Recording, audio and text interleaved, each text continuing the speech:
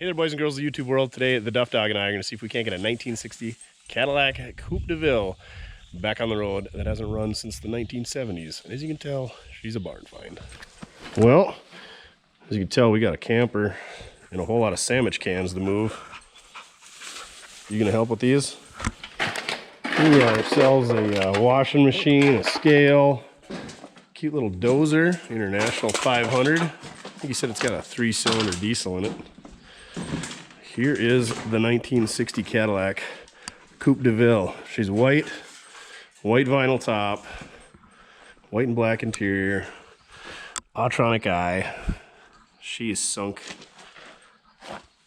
not quite to the hubs, but we're gonna have to do a little work to get her out of here. It's got the big old tail fins on it.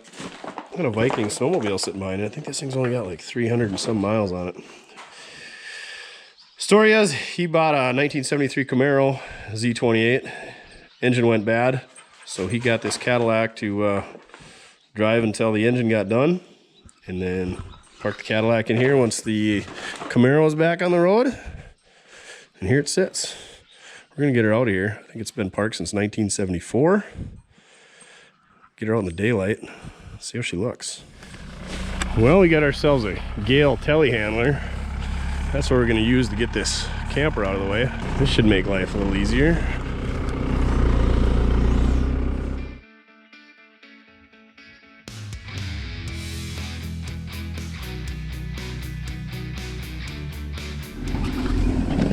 Well, there she goes.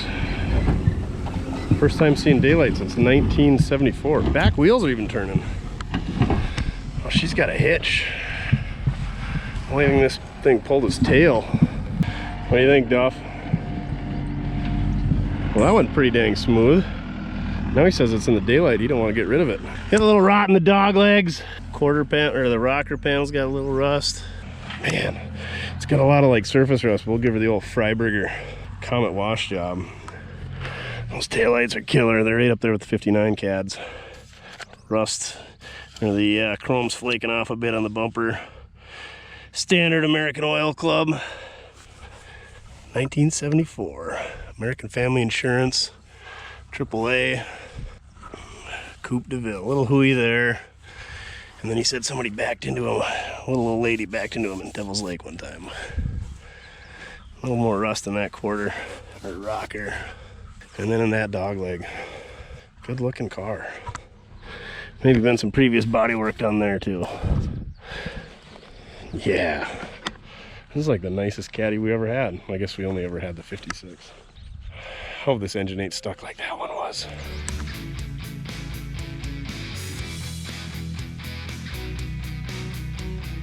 Well, got her all loaded up. Let's get on out of here. We got the caddy back home. It's windy and it's dirty. So let's clean this thing. I rounded up some wheels and tires last night so we can get this thing up in the air and see if we can't get her rolling. Now let's give you folks all the satisfaction getting this barn dust off there. Sorry I'm not entertaining when I'm doing the pressure washing thing like that. Puddin' feller down in Oklahoma. Oh yeah. But it needs to be done.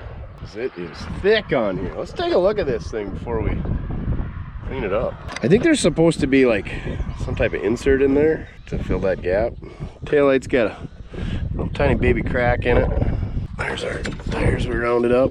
Oh, that bumper is a little rust maybe coming through there. I'm guessing that's where the fuel fill is, maybe? Probably not, who knows. Hopefully the hubcaps are in the trunk, or he's got them around. We gotta go back and get some more stuff, like the windshield frame for that thing. But power windows, I presume a power seat. Oh, those doors open good. No power seat. That's interesting. I'm guessing that seat was, or carpet was added in. Oh, cool. An aluminum bowling pin. Score. The guy said he did own a bar at one time, but I think he had this for you on the bar. Well, this was the remote mirror he said was on the dash.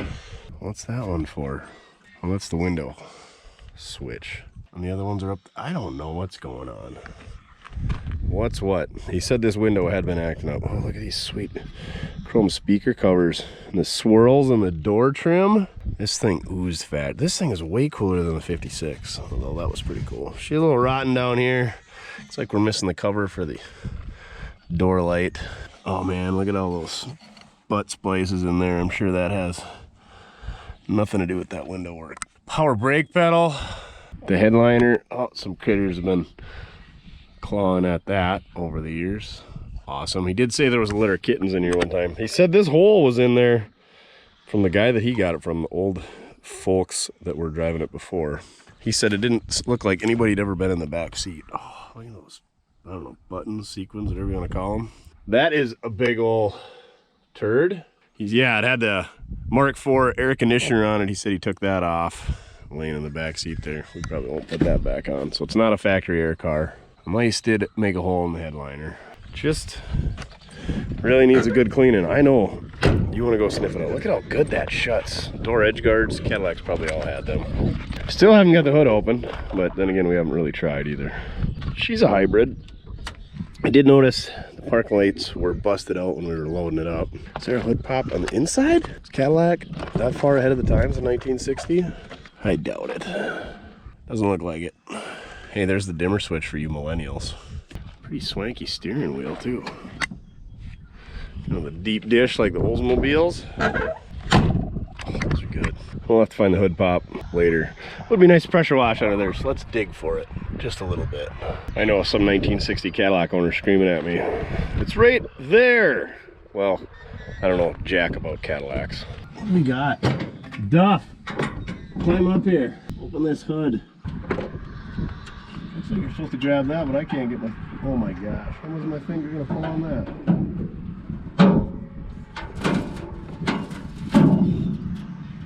That's a heavy hood. Duff, are you getting all the critters that are crawling out? Now the wind really came up. Power steering, lower flexi hose. Ooh, it's got the slingshot engage radiator cap. Still got the AC compressor up top. Power brakes. What's that, the washer fluid? Oh, it's got a cap that's sponsored by the old Firestone. Fluid 2 indicator. No Batwing air cleaner. Oh my gosh. Look at how they notched it out for the AC compressor. Gross. Let's see if it turns over. Any bets? Sitting for 48 years? Guess we'll see. Oh, come on. No. Barn find Cadillacs are not our friend. The son of a biscuit. Well, you know what we're gonna be doing once we get all this poop washed out of here. Look at all that room up here for activities. Look at all this floor space. So much. We do aerobics in here. So many activities. Do step class. It's making my head spin how many activities we can do. Looks like they had some goofy shaped battery that sat way up here. Where is the negative battery cable? Oh, there it is. It just clamps to the frame. Interesting. There's the dipstick Jimmy. That's the transmission. Oh, somebody must have been flushing the cooling system at one point. Oh, it's got oil in it. I'm guessing it's just humidity that got into the engine and seized it up. We're just plain sitting. This thing was not sitting in nearly as humid of temperatures, climate as the 56, so hopefully it's better. This is a way better car, so let's not have a complete failure on this one. I don't want to tear another Cadillac engine apart that bad. Okay, let's take a look at the other side and get to pressure washing. Like I said, I think this was kind of damaged up here one other time and then fixed and then maybe got damaged again. You could see the lines where it maybe got pushed in and spidered out there. The bumper and everything's pretty good. This trim's got a little wang dang doodle up there. That must have been for the AC lines. Looks like they cut the cowl out, or the radiator support out with a chisel and then peeled it back, and then must have ran lines ahead for the AC condenser. Class axe.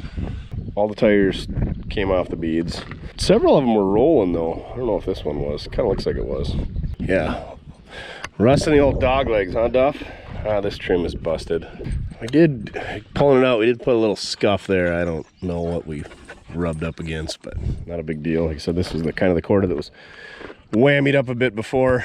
This trim is kind of loose, but I suppose that's from when it got pushed in. Yeah, this thing, for being the boat that it is, there's that dent there too. She is straight, because that's a lot of iron to steer around and bash up. Good old AAA. This door, it sits a little low and it's pretty tight. I don't know if this one's gonna open or not. Oh yeah, she does good. Interior by Fleetwood, body by Fisher. That's pretty neat, huh, Duff? That's pretty neat. You're just eyeballing all the poops up there. Looks like we got a spare door handle. Oh, this one. And some pull tabs. Oh, it had white floor mats even. Dang, we're gonna have to be, oh, it's already all cracked out. So we're gonna have to be real careful with that. We gotta get this shag out of here. I was doing the floor. No good. Oh, looks like somebody took a chunk of steel and shimmed the door ahead. Very nice. Very nice. Another pinhole in the headliner over there. Oh, it's got the vanity mirror. Heck yeah, it does. Wonder if it had the old Wunderbar radio. Doesn't look like it. Maybe. Who knows? Don't they have two dimmer switches? Okay. I don't know if I like that Cadillac script. It's way cooler than the 56 where it said 1956. You know, a spare glass. Oh, this was Cindy's Cadillac. I guess we got a name for it. Cindy's Cadillac. And another pull top. All right, let's get this thing cleaned up. Oh, crack in the windshield I could see from here. Dang it. Oh, shut way too good. We'll do under the hood first, and then the rest of the car. Oh, how nice. They taped the lines off even.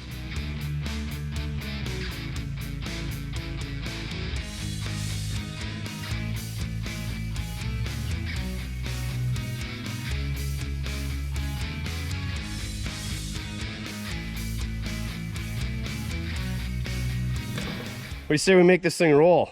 Got this side jacked up.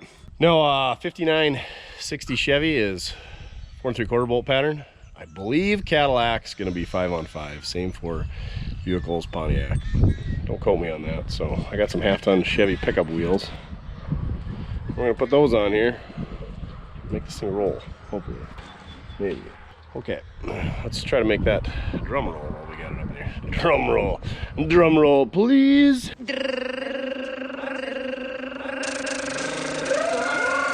Okay, oh, and we got a new can of Croyle. Keith hooked us up. Keith, the Croyle sponsor guy. It's good stuff. You know what's not good?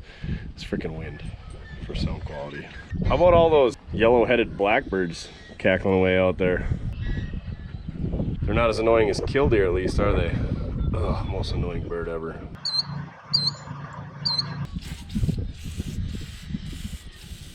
Well, let's get crazy and look at these studs and make sure they're not left-hand thread. I don't see an L in there, so we should be good.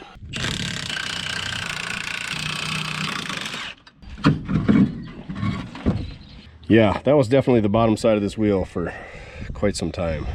So, that did not turn on the way in, as you can tell from the black mark going up the trailer. Maybe the footage shows it too, who knows? Oh my gosh. Oh, it looks like they got the control arms on upside down.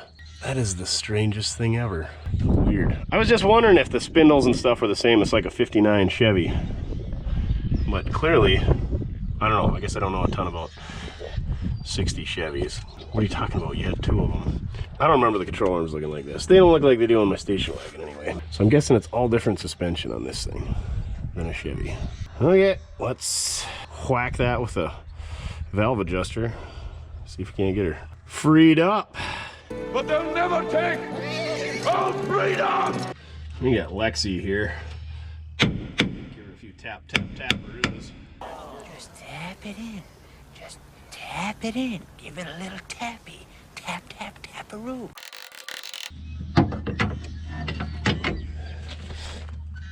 Oh boy. Tell you what, this ain't going very well. Well, it doesn't have the radio suppressor spring like the 1956 Cadillac had inside the dust cap, so apparently those didn't work. Oh, look at that dust cap. It's got the spring in it to push all the grease right back in there or something.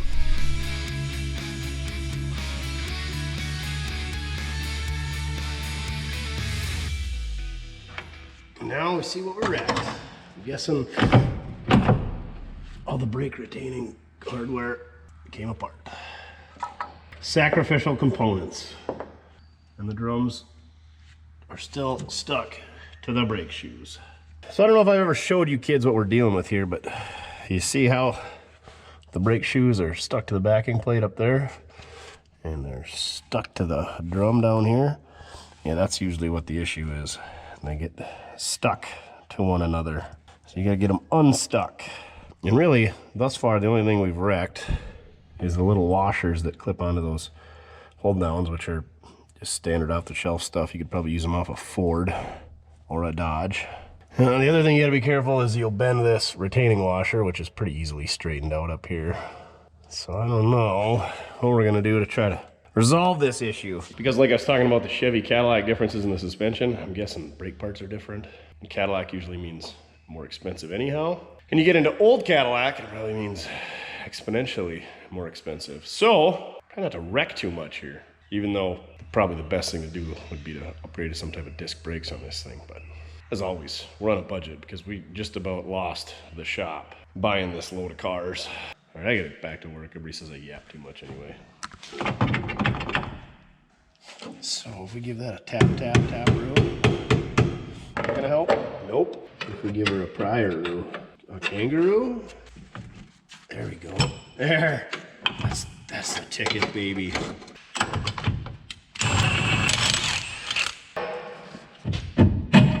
Oh. Here's all those retainer washers. Those are actually the only parts that probably got sacrificed. It just tears that retainer right out of the middle of those. And you probably could smash those in on the anvil or put them in the vise and fix them all up if you were really a cheapskate, or just buy the new hardware set for 10 bucks. See how she looks. I think you could probably turn this. We'll send her down to Wesley at Watch West work. He'll throw her in his brake lathe and clean her right up. See, it's not actually that bad where the shoe was, or where the shoe wasn't on the top, but on the bottom, where all the humidity and dirt sat, it might not be so good. And another side note, this has got regular needle roller bearings. I believe 59 Chevys. I keep saying 59 Chevy because I wish this was a 59 Cadillac, and because I grew up around a 59 Impala. That's what my uncle had. We drove that thing freaking everywhere. Black, 283, Power Glide, red interior. But that thing had just regular ball bearings, I'm pretty sure, in the front wheels. And they were super expensive and like unobtainium. Yeah, so needle bearing. Either GM switched in 60 or Cadillac was ahead of the rest of the GM, which I think is probably what happened. Because I had a 57 Cadillac two-door hardtop that you guys never saw on the channel, but that had an X-frame like the 58 to 64 GMs did. So they were like they tried stuff first on Cadillac because they knew what was coming. So I think for right now, we're just gonna take all those brake guts out of there and we're just gonna set them off to the side in a box and lose it. But yeah, these shoes actually aren't in bad shape. Oh, just kidding. The bonding. Duff said, check out the bonding. So much bondage. We're gonna need some new brake shoes for sure. Everything else looks okay. You don't agree that doesn't look okay? Yeah, you're probably right. We're gonna put it back together anyway and just pretend like it's fine.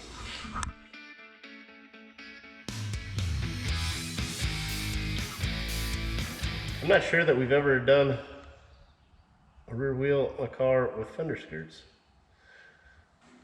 Yeah, the Buick had fender skirts, 66, but we didn't take a wheel off.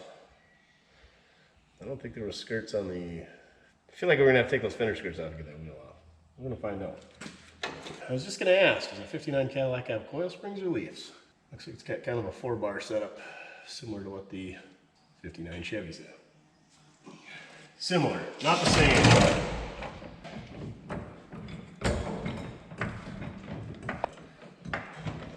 Looks like we got a wheel stud already busted off, so that's good. These have R marked on them, so matches the front. That's a good deal. Some Keith coil. That's definitely not going to sneak by the fender skirt. Let's take it off. Let's figure out how to take it off. I believe there's a lever of sorts. I'll show you when I get her off here. If I get her off here. Oh, we just turn that sideways. Swedish nut lathe. Is there a tool they give you for doing this in the toolkit? Okay, that's that. The top tips out, maybe? I don't know. We gotta keep turning it.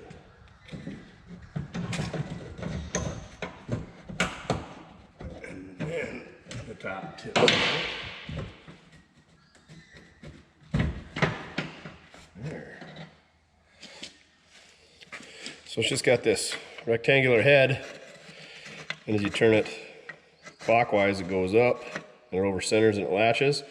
Turn it counterclockwise, it comes down. Gives you room to free it up, and it's just got these handy dandy little hooks on each end.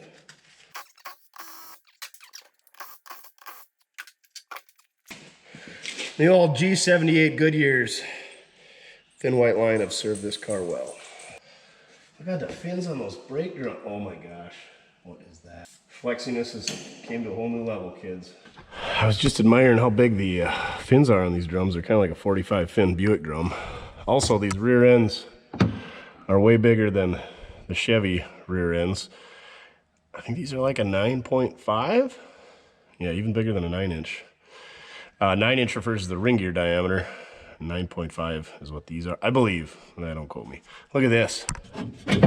Flexi exhaust pipe. I don't even know if I hate those. I mean, that's pretty freaking ingenious that they ever came up with such a thing and talked people into buying them. I did notice the glass pack on this side fell off on the floor in the pole building. Cattle shed, actually. Is this all dirt? Yep. She drove on some gravel before he parked her, but there's a little rust right there. Otherwise, there's a ton of undercoating. Yeah, a couple pinholes up here. A lot of undercoating still up there. But yeah, she drove on some muddy, mucky roads before he parked it. Oh, look at that. They got a brake hose on each side instead of one coming down the middle and then lines coming to each side. They got a brake hose on each side. And it looks like they kind of got like a wishbone across the center for the 3-link. And then it's got kind of a ball joint or tie rod end. Ball joint probably coming down the center. Cadillac. Fancy stuff. Okay. Add that to the repertoire of amazing flexi things. Flexi exhaust. Yeah, we got to get this thing jacked up and cleaned out. A lot of dirt caked under there. Pretty good hooey in the fuel tank. The fuel tank looks huge. It's not very deep, but it's like 4 feet long, 4 feet across. Okay, back to putting wheels on. Less yammering.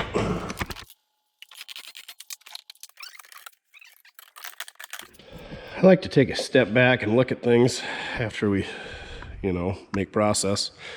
There's a little tiny dinger there and one there. I wonder if something didn't fall against it when it was sitting in the barn. And GM, I guess, painted the front clips at the different time as the body on a different paint line. So I was thinking on the other side, had been repainted because that fender's kind of hooeyed up, but this side's the same. You see how you can see from the door back, it's a little bit more rust than the front. But the good news is a lot of that's just surface rust. So I think we'll give her the old David Freiberger Comet wash and see how much of it comes out. That, however, is not surface rust.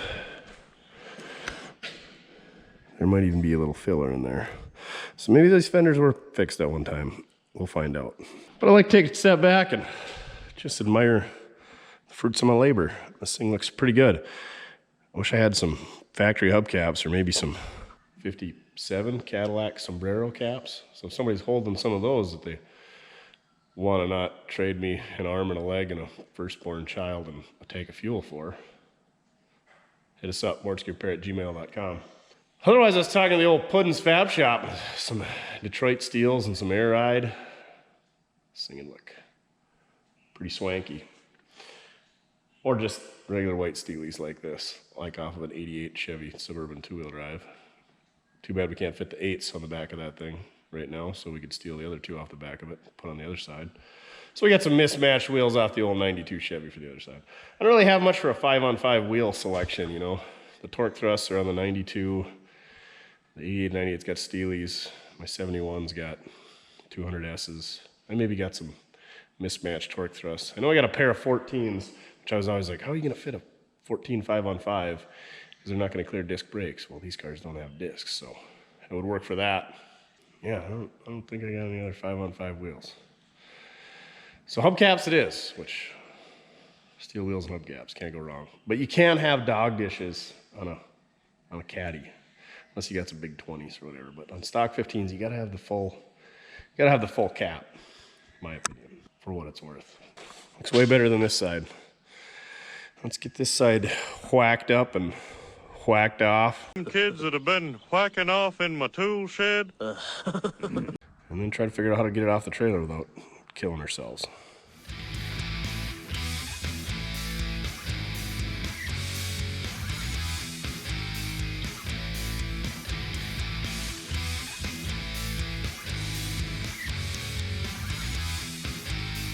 Check her out, Duff. What do you think? You just want to see the inside, don't you? Yeah, look at that tail go. I was going to pop that beauty ring off because, you know, it doesn't match the rest of them, but it looks pretty good at that beauty ring. Maybe put some Chevy rallies on here. Just kidding. No rally wheels. Yeah, this thing looks many, many times better. This fender, are these supposed to swoop up like that or did they get bent? I think those got bent. Yeah, that one's straight. I'm guessing they'll snap off if you try to straighten them out. Looking better already. This antenna. Flexi antennas. Blech. That's got to go too. Fwangers. Fwang. Okay. We gotta figure out how to get this off the trailer. I suppose I could winch and push. It's kind of a two-person job, so maybe if I just hook a rope on the hitch to Duff, tell him to mush, and then I just let it out real slow. Then you gotta have somebody to steer. Sure would be nice if it had brakes and ran and drove and everything else. We're gonna figure out how to get this thing unloaded.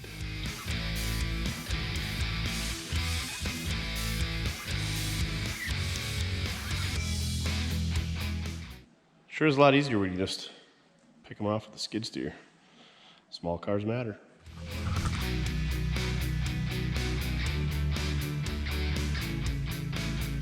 Well, that didn't go so bad, did it there, pal?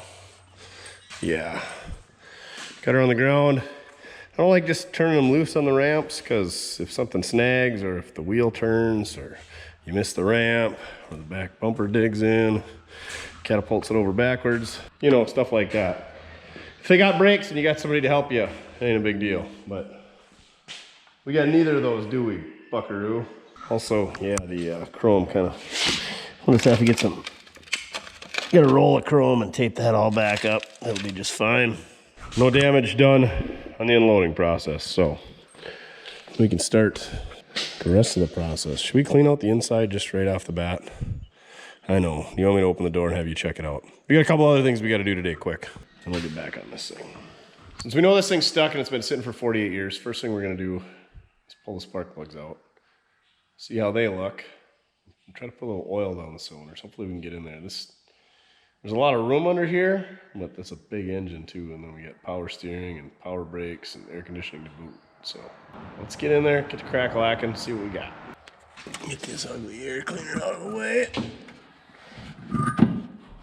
Okay, let's try not to mix up the plug wires, because then we'll have to figure out the firing order.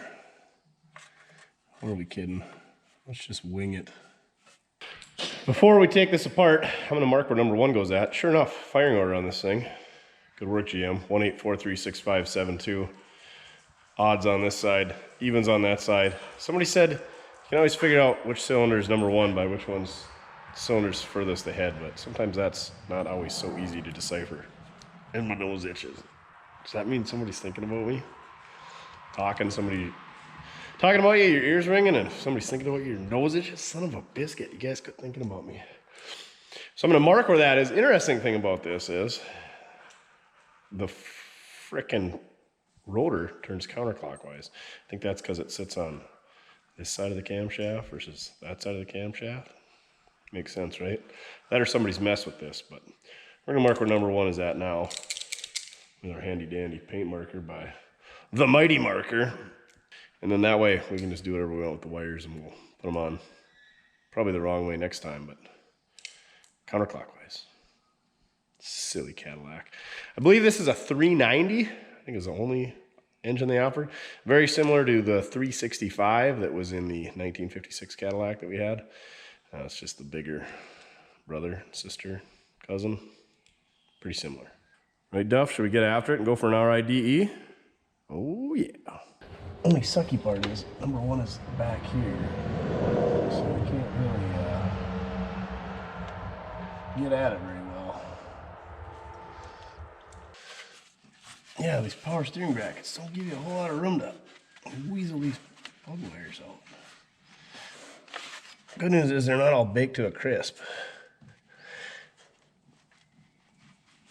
Oh, for cheese and rice. It looks like they're Delcos. I wonder if they're the original. Just looked at the odometer. 56,000 miles on it. Oh no. That is not good. She's straight up tarnish and rust and humidity. What do we got? Some 44s in here? Sure enough. Delco 44s. In terrible condition. Hopefully the rest look way better than that. That's interesting. That head bolt looks loose back there. Well, that one looks a little bit better, but still a fair amount of rust. Humidity in that cylinder, which would be number 7. I'm going to try to get these front two out with this power steering bracket. That might be interesting. That one looks really good. I mean, a little bit of rust down there. But I will take that. Hopefully the other 6 look just like number 1 does there.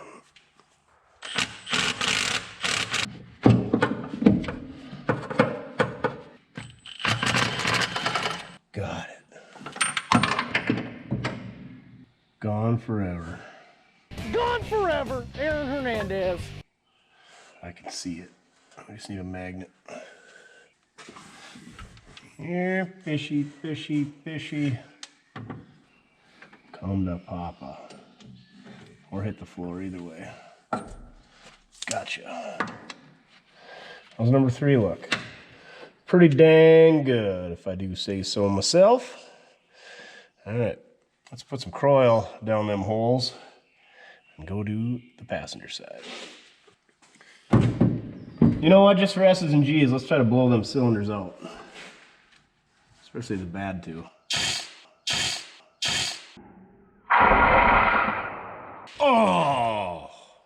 Ew! That can't hurt to get that out of there. Man, it's all up the inner fender. And all up my shirt, and probably on my face. I could feel it. Not so much here or here, but right here. Right here. Not here or here so much, but right here. Well, let's try the other ones. Let's finish this one. Ew. How does that get in there with a hood on and an air cleaner? Don't have much hope for this thing. If we do get it running, she's gonna have a whole lot of blow-by. Some stuck rings, you know? You knew that, though. Oh, perfect. Another good one. Nice. Passenger bank's looking good. This freaking number 2 over here all the way at the front is hidden behind the generator, so we might have to crack that loose and roll it over, get the belt off so we can get at it. Looks like somebody's been in here. That's a plastic insulated connector. They should have this rubber coating on them. And also the, what do they call that, a capacitor? Looks like that's missing too. Radio ain't gonna come in good now.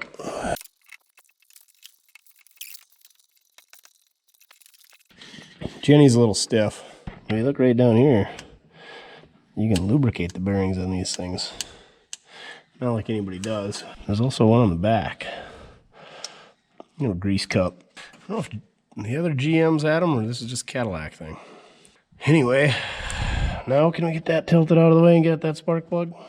I hope so. Oh yeah, all kinds of room. I like to put my bolts back in where they come from. That way, they're there when you need them. How's number 2 look? Good. Awesome. We'll blow these out, hit them all with some Croil.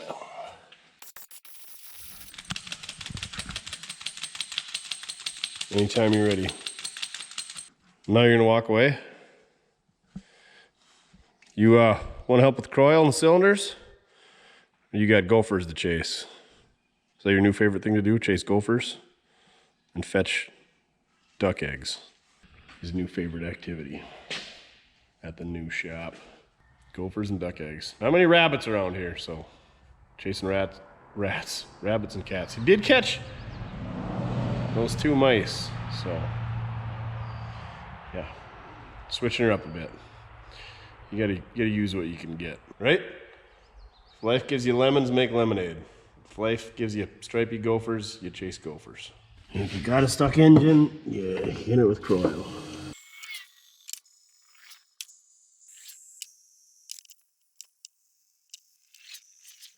Hit numbers 5 and 7 real good. Stuffed the croil in there until she was pretty much oozing out the side. Did notice a couple other things though while I was holding that can for an extended period of time, lubing her down. This is not the factory throttle spring. And a couple of chunks of the old, I think number 9, but it's mechanics wire.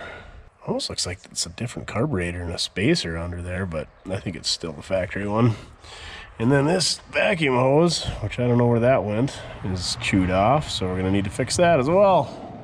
For being 1960, there's a lot of vacuum lines between the booster and the transmission. There must be one for this wiper setup. It's got stuff going on. Is the carburetor frozen? It is not. So wait, the gas pedal pushes instead of pulls? That is the strangest dang thing. Something's stuck somewhere. Seems like it's almost on the pedal side. Hey, you wanna go in and push the pedal? Or are you gonna go chase gophers? Okay, I'd go chase gophers too if I were you. So, we're gonna need to figure that out once we get the engine turning over. What is going on there? I'm gonna let it soak for a little bit. Let's pull that valve cover off and see how rusty it is under the rocker. Because if we do get it loose, we don't want to bend a bunch of push rods because the rocker shaft's seized on the rocker. The rocker arm seized on the rock shaft. You know what I mean. I want to take a valve cover off, so that's what I'm gonna do. Don't look at me like that.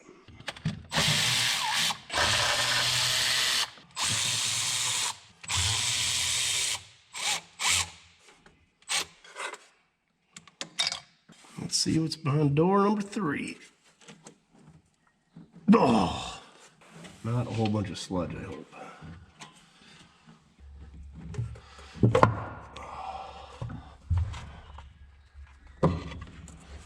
You know, that's a little bit of sludge buildup inside the valve cover.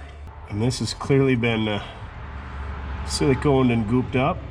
It's a little RTV or tub and tile, who knows.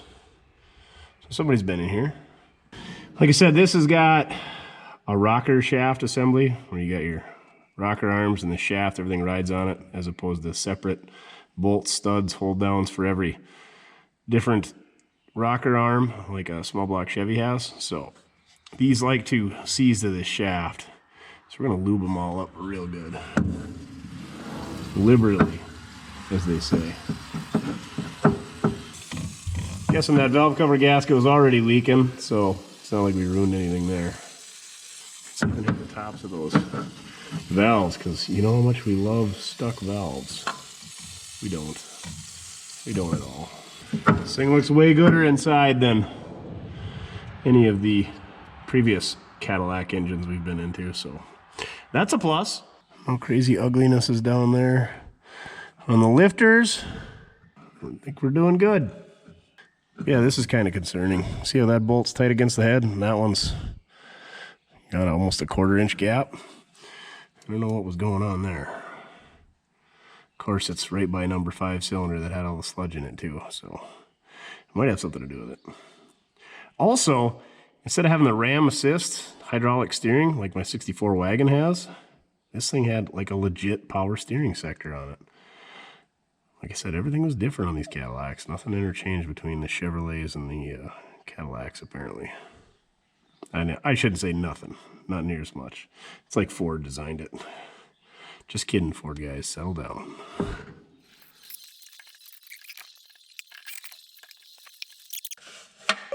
what's behind door number 4? I think these heater hoses are gonna be in my way. Most definitely. I don't want to tear a nice cork gasket.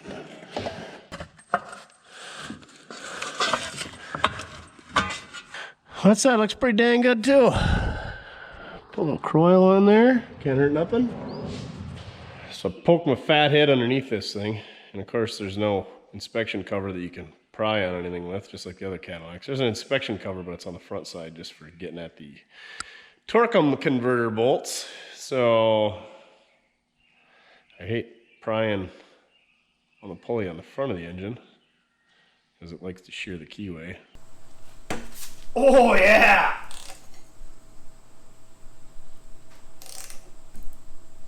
Oh no. So let's just throw a battery in it. Hit a key. Hope for the best. I don't have much faith. It's gotta be that. If those 2 cylinders, specifically that one, this thing would just roll right over. Somebody's screaming, what do you put the vinegar in it? No, the vinegar isn't gonna do anything. It doesn't, no. If you get a small block Chevy that's stuck so much that a 2-year-old can't turn it over, yeah, maybe vinegar will help, but ain't happening. I'm gonna get a battery. I think Dave's Not Here is our sponsor this week with his cat battery. Hopefully it's a good one this week. Also, I wonder what kind of goodness is below the electrical tape of our positive cable here. I'm sure it's something amazing. Good news is the battery tray is already rusted out. Somebody put a much heavier piece of steel in there.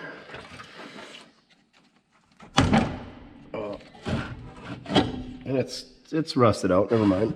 I take that back. Well, no smoke. Let's go inside, hit the key switcher, see what happens. Well, the odds a dome light comes on. Slimmed it on. No dome light. Guess who heard a door open though? That guy. All right, keys. I tried Duff. What do you think? Let her soak overnight? No, you are not soaking in this car overnight. Not happening. So, yeah. I mean, we got ignition. I'm gonna close this door before somebody gets a crazy idea to go rolling all that stink. Oh, those doors are so good. It's getting to be about bean time, which is usually pretty late for me. Just like bedtime. I'm gonna leave this thing sit overnight. I might take a peep at it before I go to bed and see if we can find a good way to latch on to, you know, crankum shaft, grab on it, twist on it, wreck something. Maybe we can take the starter off and get through that hole. I don't know. I really don't want to take this engine apart. I don't want to take this engine out. I know that's what you boys and girls want me to do. Duff, you don't care as long as we go for an RIDE, right? Right. So, I'm gonna hook that battery. Dave's not here. We don't want him going dead. See you tomorrow. Had a quickie with Tiffany here. She said, why don't you see if you can take that bottom pulley off and see if you can't hook onto that, snatch on it, pull it with a pry bar. So we took the fan blade off. That was a little bit of work to get all the belts off. Look at this accessory pulley, cast aluminum. See those bolts? They stick through about 1/2 inch. See how they're like 1 1/4 long? It's like 3/4 inch thick aluminum. Turns out that's the same bolt pattern as a Mopar small block. So we can bolt that on there. Hopefully get this thing turning over. What say you? Somebody sent us this fancy tool. It says it's for Chevrolets and Fords, but turns out the bolt pattern's way bigger on a Chevrolet and a Ford, even though they're notched out. So I mean, maybe there's a market for this. Maybe the, you know, Mortske engine tool, we should patent this. Pretty crude, but it works. Anywho, that's what we're gonna do next. Hook that on there, see if we can't pry on her. See what happens. All right, we got our crank turning device on there. I'm gonna put the old 84 tooth gear wrench, big bar on there, see if she turns. What do you think, Duff? Is it gonna turn over? Well, he doesn't seem very enthusiastic. I've been reefing on this bar, to no avail. And we tapped on pretty much all of our exhausts. And the exhaust valves are stuck. Except for these end two. Even the passenger side are sticking as well. So we either gotta unstick all them valves. Well, we gotta unstick all those valves. So it's either we do it in here or we pull some heads off or an engine out. I don't know. What's easier? Well, the consensus is in. We're gonna do her upright. Well, not right. We're gonna pull this engine all apart and then we're gonna put some head gasket and a can on it once we get everything all back together and whammy it back together. Not gonna be fun.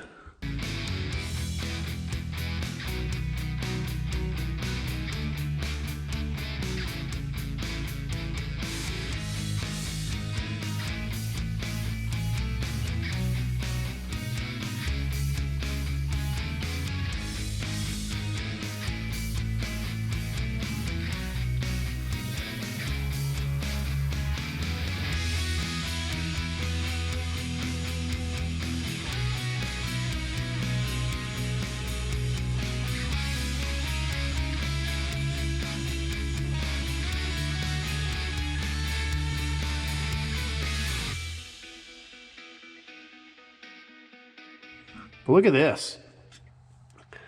Silicone. So somebody's had that water pump off. Silicone all over the timing cover. So somebody's had that apart. So somebody's been in here at 56,000 miles. But whatever, it is what it is. I think we're just gonna go underneath and we're gonna cut the exhaust because that's probably in pretty tough shape. And I think we're just going to leave the carb and everything on the intake. I think the distributor goes right through the valley pan, so we can probably just leave that where it is. Yeah, the exhaust is going to be the worst part. I just hate dealing with exhaust, and you usually got to put heat on the studs to save them from snapping off and crawling underneath there. And we got Das Bronco on the lift. There's no way to just drive this on the lift. I'd have to shove it around with the Bobcat. Yeah, I know, poor me. So I'm gonna go underneath with the reciprocating saw. That's the non-patented name for Sawzall. Cut the pipes, and then we're just gonna pull the manifolds right off with the heads. Easy peasy lemon squeezy. Let's do this.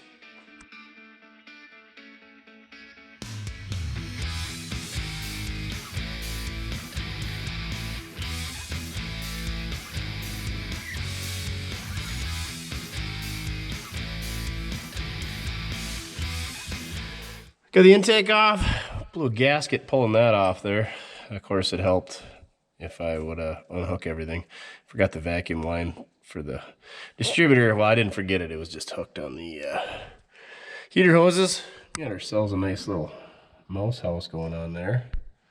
So we'll probably clean that up. And then we're ready to whack off the exhaust and pull some head bolts out. And that should come right out of there. What do you think, Duff? He says, let's take that Bronco for a ride. It's pretty tempting. Once we get these heads off, maybe we will. Okay, I'm gonna lift this thing up in the air, go underneath. Snip, snip on the true duals. And let's get this thing blown apart. If you're thinking, hey, you know, just do the vinegar thing. Is that what creosote? I don't know. Whatever people are telling about putting the cylinders, I think it's vinegar. That vinegar is not going to unstick these valves. And yeah, we can unstick valves, but let's just, this thing deserves to be done right. So let's just pull it apart, assess the situation, and then put it back together. Vinegar was not going to resolve this issue.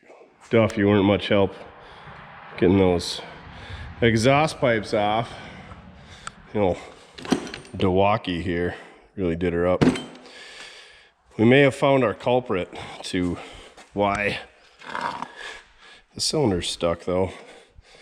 Let's go outside and show you. Let's do it right out here where I'm never gonna clean it up. This thing must weigh solid 10 pounds. Look at that. Look at that Duff. Would y'all look at this? You don't even want to look at it? Look at that, smell it. Maybe that's just rust, but oh yeah, there's definitely some glass packing in there from mice going up in there. I don't know. Do mice? Somebody said mice don't like fiberglass, but here's where the muffler would have been, and this would have been up on the manifold. So I mean that fiberglass didn't go backwards on its own. That's a lot of crud. Oh yeah, there you go. There's some more fiberglass crud. Yay! Mice. They should be eradicated. Damn you, Fievel. Don't worry, Greta, we're gonna clean that up. How dare you! Duff, grab the dustpan. Clean that mess up. So now, we should be able to pop the heads off. Keyword, should.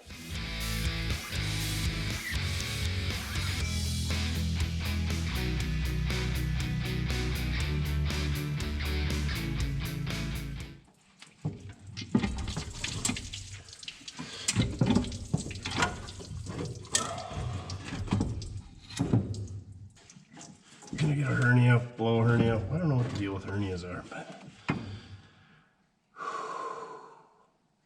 deep breaths. Lift with your back. Oh, this power steering's gonna be in the way. Really? If we could just get this dipstick out, Jimmy.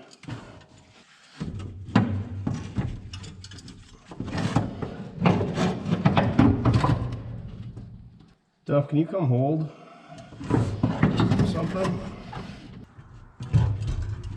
Oh, power steering's gotta go on.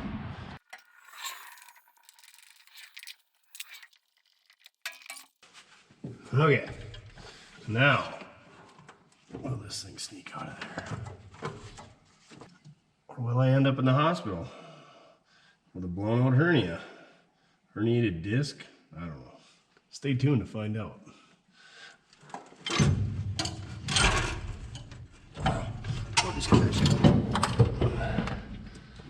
Oh, good thing that ground strap was easy to unhook. Oh, my biscuit. Ew. Ew. Well, there ain't much ring ridge. Look at all that. Oh my word. So what's your vinegar gonna do to this? Huh? Oh. Right? Your vinegar is just gonna eat all that up, I presume. Yucky. And I feel like there's a surprise in this one. Let's show you. And if that broke off from me just tapping on it, it was on its way out anyway. We're the official YouTube channel of Breaking Valves. No more starters for us, kids. Just breaking valves. What do you think about that? You're not enthused? Yeah, me either. So there. Vinegar was not gonna do anything here. You can see what's going on there. And this was a cylinder that was real bad. So I'm guessing somehow all that humidity got in there through the exhaust. Ugh. Great, grand, wonderful. Good, great, grand, wonderful. So I think I'm gonna have to have a sandwich and determine what we're gonna do from here. Should probably get the engine turning over. It's gonna clearly need a valve. So, I mean, do you do a whole valve job? Do you buy a stack of valves? You get head gaskets? Do you put rings in it? Do you put bearings in it? We need radiator hoses. Put a water pump, fuel pump, carb kit. Rebuild the ignition. Where do you stop? You gotta do brakes, you gotta do tires, you gotta do exhaust. This is wonderful. I was really excited about this car. I mean, I still am. Maybe now is the time to LS swap it.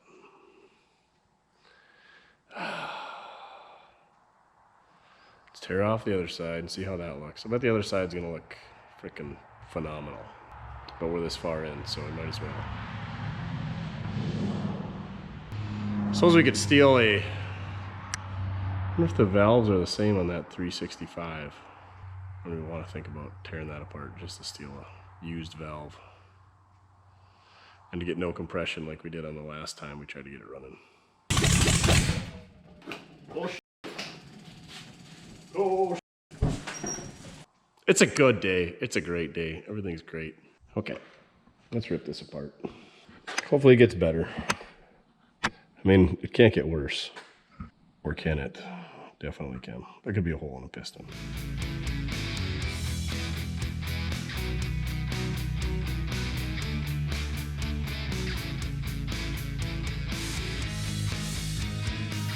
How do you think this side looks? Better, right? Oh yeah, pretty good. A little coolant went in there. Oh, what's this little guy? Oh, that little guy. I wouldn't worry about that little guy. Son of a biscuit. How do we put ourselves through this? We could have just went to the supermarket, the Cadillac market, the park-it market of puddings, bought ourselves like a 05 Cadillac CTS for $8 grand and not put ourselves through this misery. That being said, we can't give up.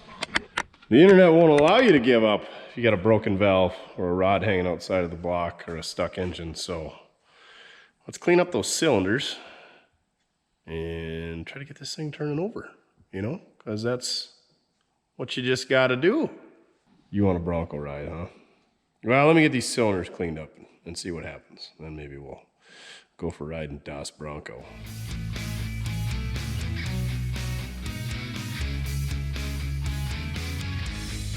It's really a shame because these cylinder walls don't look that bad. Hopefully we can get her loosened up and revamp these heads. This piston does have a little chunk out of the bottom there from corrosion, so not ideal, but I think she's worth saving. Let's see what we can do to get her loosened up anyway. And how are we gonna do that? Should we give her a little heat? That can't hurt.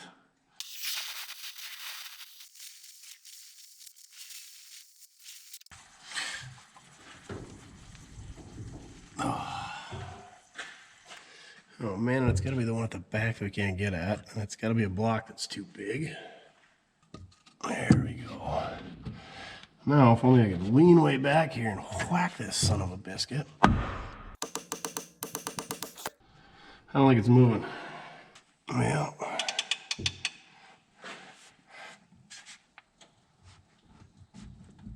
Oh, boy. Oh, she is stuck. You can see the little chip out of that piston. Heating it up probably didn't help it either, but how are we gonna get that thing loose? And this thing looks like it's been beat on before. Oh, metal on metal. Oh.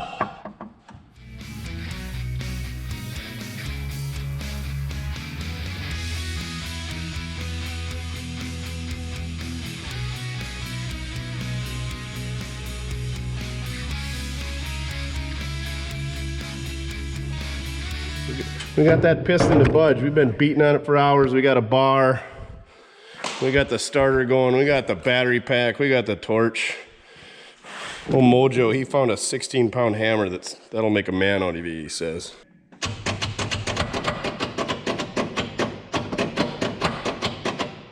Well, hold on.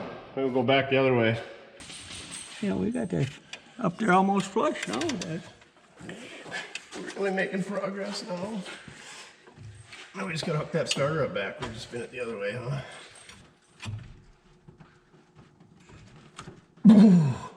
So, we should find out, let's see that light, which one of these pistons is going down? Just started going down. tap on that, huh? Problem looks like it's at the very bottom. Do any of those, either of those two look like Well, they just started going down? I don't know if they, They don't look like it started going down. That's the frickin' bottom of the hole. So you don't want that to beat should on be that. almost the bottom of the stroke there. Right, so you don't want to be hitting that. Then this one here is halfway. Right, but I want to know if it's coming up or, well, it shouldn't matter. We'll just tap on it. It ain't gonna be, Yeah, it might go the opposite way. Either way, it's going to make Either that go way. down. yeah. You want to put some tension on this? Yeah. And we'll see if it's fighting you or... Well, the progress was short-lived.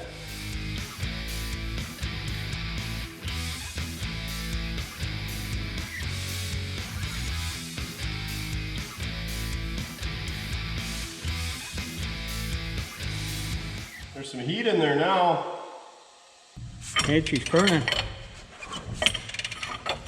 Got it? Got her. Ain't it great what a little bit of heat will do? Now, That's the bad one. You can see the Yeah. rust in there. we brush that out of there, huh? You do good work, Mojo. Do I? I don't know. No, I don't. Wouldn't go that far. You think it's gonna do it? I don't think it will. Oh. Would you look at that?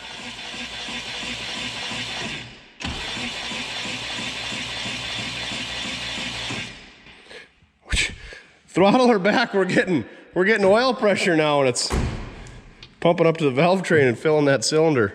There you go. Working his Mojo magic. That cylinder don't even look that bad in there. Huh? That cylinder Yeah? don't look that bad in there. Hey, Well, it don't look good either, though, I guess. we probably could take that off now. Huh? Or you want? Eyeball tomorrow.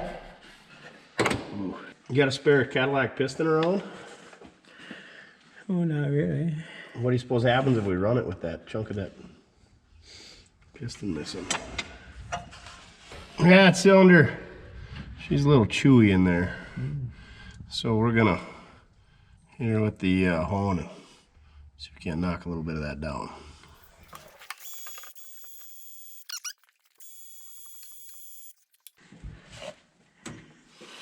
Better?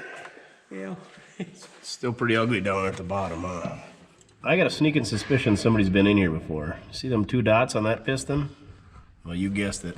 That piston's got 4 dots down there. This one's got 12 dots, so I'm guessing it's 6 and 6. And this one's got 8 up top. She's been in there, and somebody put the pistons back in anyway, so who knows what's been done. But it turns over. We got our busted valve knocked out of there. Now we just got to take the rest apart to see how they'll clean up. See if we got enough seat material in there, and then we got to round up a couple of valves if we don't break any more taking them apart. Let's get to tearing these heads apart. Mojo, he's scrounged up some new old stock valves. We don't know what they're from, but they look like they're pretty close. So, see how many we wrecked taking them apart and see if we got enough out of Mojo's collection to make this work. We got our New Britain. I don't know, what's the part number on this thing? It's made in America. It's a VL140. Probably got a patent on it, RE19414. It's the claw. We're gonna take this, we're gonna take some valves out. We're gonna probably have to use some lube and some hammerage and everything else. Duff's having supper, aren't you, pal? Yep. All right, let's do this. So we take, oh yeah, look at this fancy. You know, we're a high performance race car shop, so we got ourselves a chunk of cardboard that we cut off with a real dull knife, and we got the left-hand cylinder heads. So we got 1, 3, 5, and 7 intake and exhaust. And God, I got way too many holes in here. Anyway, we got holes. We're labeling things. We're gonna try exhaust on number 7's already done for, so we're gonna do exhaust on number 1. There. Take our little C clippy doos off and try not to lose those. Yeah, right. We're just gonna do this all the valves, and then we're gonna tap them out after the fact. Seem like a right idea? Probably not. Oh boy, sometimes they're sticky.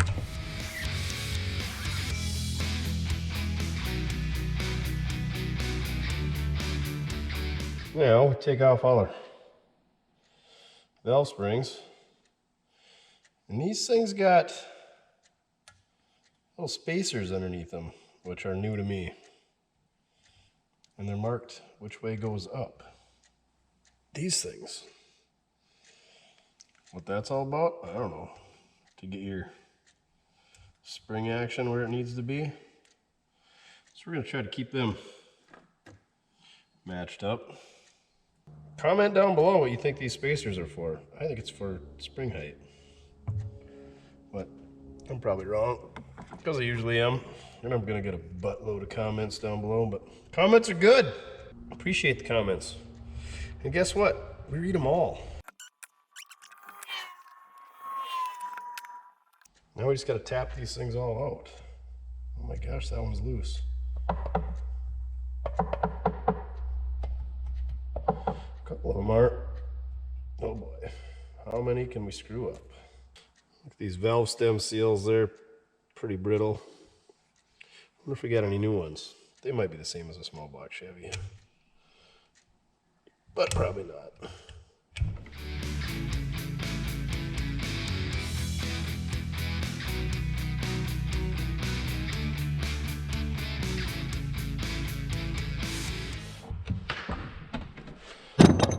Well,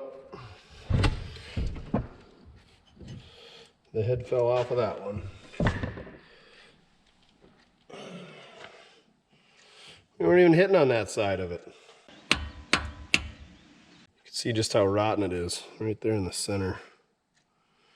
Yeah, that thing was gonna go whether we tapped it or not. Yeah, all the humidity came up that exhaust. Look at how bad the exhaust is there. Intake good, exhaust terrible. Exhaust fighting us. That intake is because that cylinder somehow was open and got whatever in there. Intake good, exhaust bad. Yuck. Well, let's keep after it. I don't know what we're gonna have to do here. Put some heat. Some heat. Well, we're 3 valves down. Like I said, I don't know how many new ones we got. I don't know if those new ones are gonna even work. We don't know what they're for.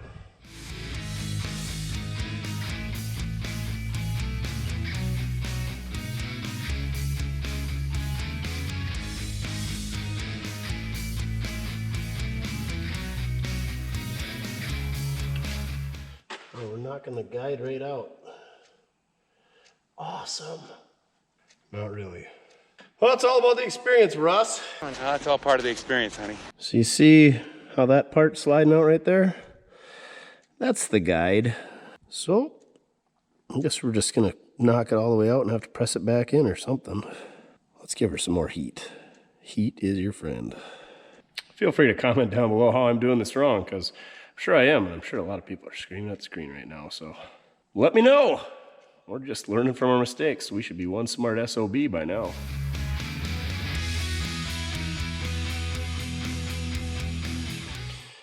Now we just got to figure out how to get that valve out of that guide.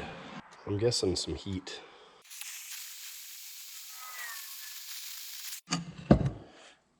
No, we don't have. Oh crap. Oh crap.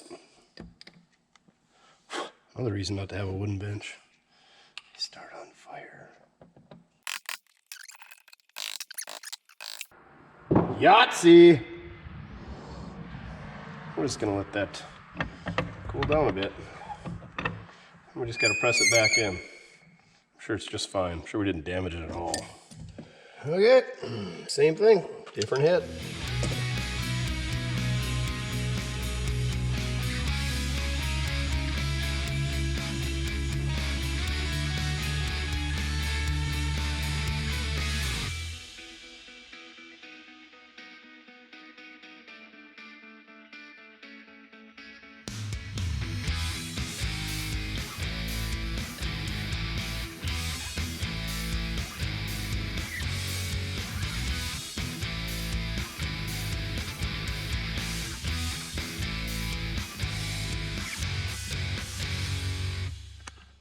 Yeah, we split that guide. I think we split one on the other side.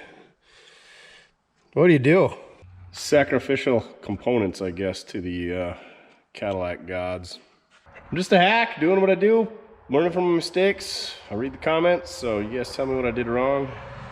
I mean, in theory, we should just take these to a machine shop and they should put all new guides and hardened seats and put some oversized valves, maybe do a little gasket port matching, but we got a week to crank these videos out, so we're doing what we know how to do with what we got.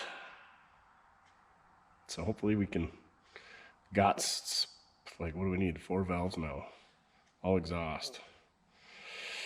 So let's see what we got. Let's grab our number 8 exhaust here. Pretty good shape. These are what old Mojo scraped up for us. That one, the diameter is a little bit small. So what was that one? Let me guess. Oh, that one's good, I think. That one's about right. 3 more like that. And we got 1 more like that. You know what? Ooh, that one's a bit long. That one's a bit small. I think we got 3 that are gonna work. Let's dig through the box, see what else we can find.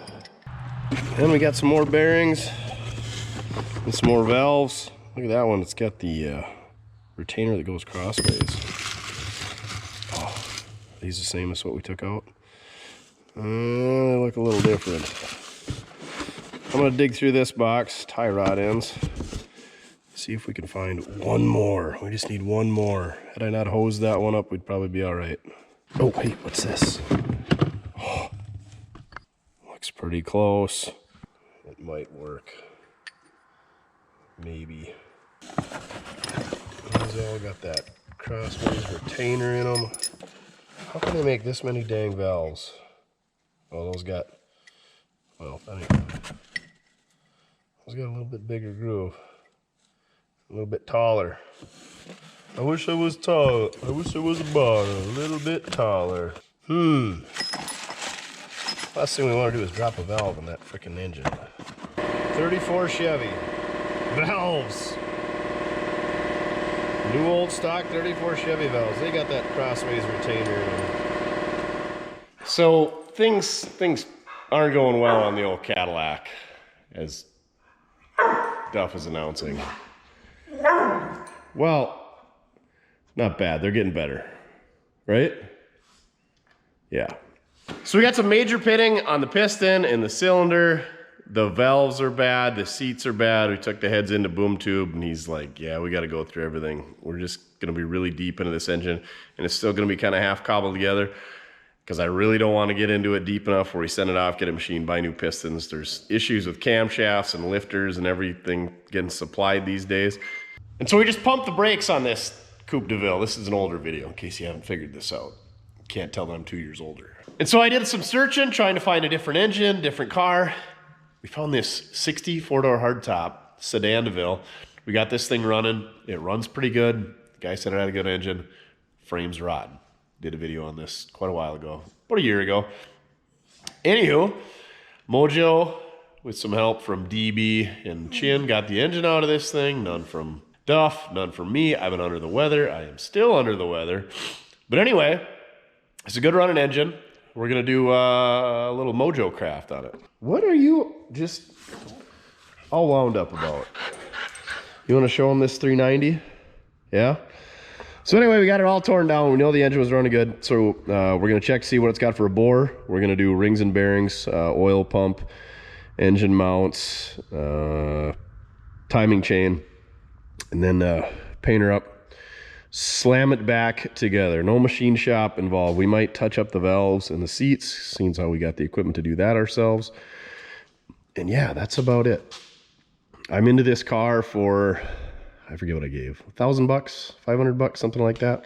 So, and I'll have a bunch of parts I can use off this car, plus I can sell what's left and I'm done and probably get the majority of my money back. So we'll just have some time and labor into this engine, hopefully. Hopefully. I'll put some freeze plugs in it, all that good stuff. Mojo's been washing her up. The bores look really good. The lifters are stuck inside of the bores, but yeah, tops of the pistons all look good.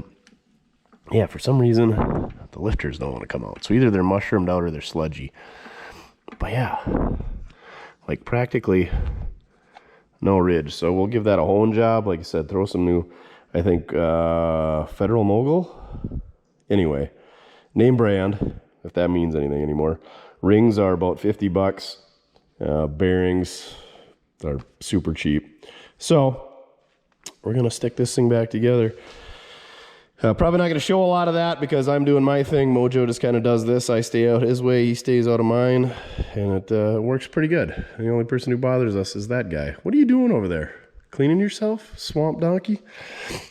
So anywho, it'd be really cool to have like a big lopey camshaft in it, but like I said, you just can't get good camshafts and lifters these days, mainly with the lifters. So we're just going to leave all that stuff. We might not even pull it out of there. We might put cam bearings in. Who knows? So that's our 2 year later update on this car. All right. Mojo ran off to lunch. So all the bearings look really good. Rods, mains, he says don't even order them. So I guess we'll leave that. We did have some busted piston rings, so we're going to throw new rings in there. Got all the lifters out, and they're a little scarred up. I don't like them, and I don't like and then they're dished pretty good. I don't like new cams and lifters, but we got to do something here. Where did he put the camshaft? We're gonna pressure wash this thing a little bit, a lot of bit, knock the freeze plugs out. Try to wash inside the block. We're going to get new cam bearings because we're going to put it in the CUDA. The, what are we calling that thing, Duff? The dishwasher. Put it in the dishwasher. See how nice and clean that thing gets it. And that's probably going to not be so good on the bearings. So we're taking the main bearings out. But the cam bearings, we'll have to get some new ones of those if we're going to put a new cam in it. We got to put new cam bearings in anyway. I think I mentioned we're going to take the heads apart, grind the valves and seats. Hopefully that's all good. And we'll put some new valve seals in there as well. Gosh dang, I still ain't got my voice back. But yeah, I think we're gonna clean everything up. Crank looked good, rods look good, main bearings look good. All that stuff looked good. Everything's standard, pistons are standard, bearings are standard. So, but we don't have to worry about, well, piston rings. We're gonna have to worry about, let's see if I can show you these cam lobes. Look at the color changing and then how gritty they are on the edges. They're really bad on that end of the camshaft, but they're not much better further up. So we either got to send this off and get it ground and get new lifters, and then you got to get different length push rods and all that. So we're gonna see if we can't get a replacement camshaft first. That's kind of a bummer. I would rather have be able to reuse that and put new bearings in it, but is what it is. Such is life, Duff says. But the old Mojo overhaul is underway. I'm gonna clean this thing up, start ordering some parts. Hopefully we can get a replacement camshaft. The old 390 Cadillac was only made for, what was it, like 59 to 62, so 4 years. And that was 62 freaking years ago, so not a lot of parts for them. In case you didn't know what a CUDA is, it's a parts washer. It's got some type of concoction in here. It's got a heater and it's got a turntable. It's running right now, or I'd open it up. You don't like this thing or what? I think it's pretty great. It's basically like a dishwasher for parts, but you don't want oily stuff in there because it's got an oil skimmer on it. But anyway, the cleaner the parts you put in there, the longer the solution lasts. And you don't want Mojo yelling at you. So there you go, the CUDA. They're pretty dang expensive, but I got that one on a company auction. Pretty dang cheap, and it's pretty dang awesome. It's like a dishwasher. Yeah, I'm not gonna even. I'm thinking terrible things about dishwashers and snow blowers and shovels and wedding dresses. But anyway, yeah, Cuda parts washers. Real good. Find somebody who's got one and borrow it and get theirs all dirty and give them a case of beer and leave. That's the way to do it. Let's turn the lights on back here. Little Caddy Daddy. I don't know if I agree with the naming of their company, but who am I to speak? We got brand new exhaust valves from Caddy Daddy, and Mojo got those lapped in and installed. See how the smaller ones are all new, so our heads are ready to go. Put new keepers in there. Oh, I don't want to bang them up. So yeah, we can slide some heads on. And let's show you what we got going on here. We got our new rings gapped up, installed on our pistons. Pistons in, camshaft is in. He must have clearly got the timing chain on there. That must be spare parts over there. We got a new one. Oil pumps in there. Oil pans on. I see he found a new drain plug. So yeah, we're ready to throw some lifters in this thing. Throw the heads on it. Prime it up. Our parts collection over here on the bakery tray is getting smaller. Like I said, there's our new lifters. There's our new gears for the oil pump that we're not going to use because Mojo said it looked good. We got a new thermostat. There's our, must be our distributor drive. Gaskets. Valley pan distributor. I think he went through the distributor. That's kind of Mojo's jam. He likes going through stuff like that. Come here. Oh yeah, Mojo's had her all apart. Looks like the points aren't quite set underneath that screw, but he likes taking these apart and making sure our mechanical advance is working and all the bushings are nice and cleaned up. This one's even got a grease tube, lube tube, so we can lube her up, eh, Duff? So yeah, that's kind of how we do these bigger projects. You know, Mojo will be back here doing his thing on, you know, like this Cadillac, and I'll be up there making our weekly videos, and then we'll get together once he gets the engine ready to fire up, and we'll put it in the run stand or prime the pump, or I'll sneak over and help him, and then we'll help each other put it in. And yeah, so Mojo's just kind of behind the scenes doing a lot of this stuff. I don't know, he's been working on this engine for at least a couple of weeks now. Probably not nonstop, you know, we're waiting on parts. We got other projects, like he helped me, tow me around in that 34 Chevy truck last week, get that thing running. She's running! We got her, Mojo!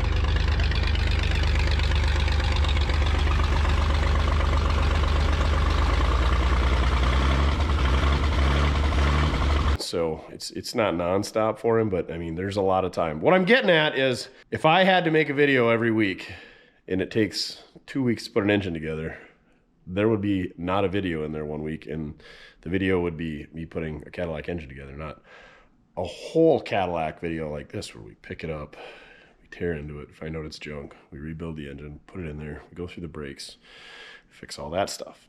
So that's what Mojo does. Behind the scenes, and he doesn't want a camera in his face, and I don't blame him. Right, Duff? Right. All right, so there's the caddy update. Wonder where he got that bag from. Usually I just use a big, what do they call them, construction, carpentry, commercial trash bags. I slide right over, but Mojo found this clear thing, so that's his jam. All right, stay tuned. We'll be firing this thing up in no time, hopefully. One more thing, the lobe, I don't know if I showed it earlier because we're kind of bouncing around with this engine build, but the lobes were just looked terrible on that camshaft. They were all pitted up, and the bottoms of the lifters were pretty concave, and it sounds like these things had cam and lifter issues from the factory 60 to 64 years ago. So we got a brand new Melling CASC-2. It's a stock grind. It's supposed to be camshaft slid in there. We also stuck new cam bearings in there. And like I showed you, we got new lifters. Dammit made us an adapter for his cam bearing driver, so we put these in there ourselves. Cam bearings are kind of an art form. I've never done them myself. We always had them, the machine shop, do them when they machined out the block, but it's really not that hard. But the very back one is smaller than the front ones. That way when you slide the camshaft through, obviously the back one has to fit through all the front ones. So you gotta make sure you get them in the right spot. And we just had a generic cam driver that's a Dammits that he's left here for us. And he's a machinist, so he made us an adapter for his small block and big block Chevy cam driver. so that we can put cam bearings in a 390 Cadillac. So yeah, new cam, new lifters, new bearings. We left all the stock rod and main bearings in it because they all looked fantastic. So yeah, she should be a serviceable engine for many, many decades to come. Right, sir? Right. Hopefully we got some Cadillac paint ready to go. All right, before we stick the intake on and the water pump on this big little 390 Caddy, I'm gonna lay down a little paint. Oh, it's easier to paint later because we won't have to paint it. So you can tell this valley pan, can't really get at that once the intake's on. So I'm gonna do a little taping off here. Don't want to get a bunch of overspray on our new fuel pump. Maybe this surface here. So we'll tape that off, throw a coat of paint on there, same deal. Up here where the water pump goes. All right, here goes nothing. I love painting.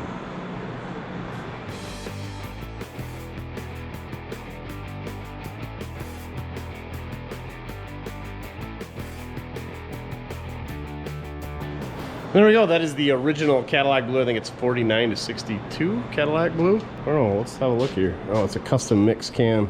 49 to 76 INL 15397. But anyway, we got some paint on back there and up there, so we can keep putting her together. Oh yeah, another thing I like about these Cadillacs, the old script covers. These things would be super cool to have chromed. All right, since Mojo's got that engine pretty much wrapped up, we got to put a transmission on that thing to fire it up because the ring gear is on the torque converter. So, take the old rollback here, go load that thing up, sit in the back of the old shop, go from there. Mojo ran out of things to do, so he's out dragging the yard. Just kidding. Anytime there's an opportunity to drag the yard, that's what he does, whether there's work to be done or not. All right, got to move a few things, so we got some air and some gas and a jumper pack. Hopefully we don't need anything else.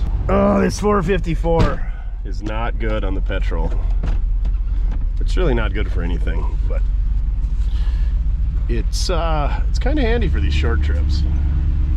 Got to get the cruise working and the AC, and it needs like another 200 horsepower. Somebody needs to clean the windshield too.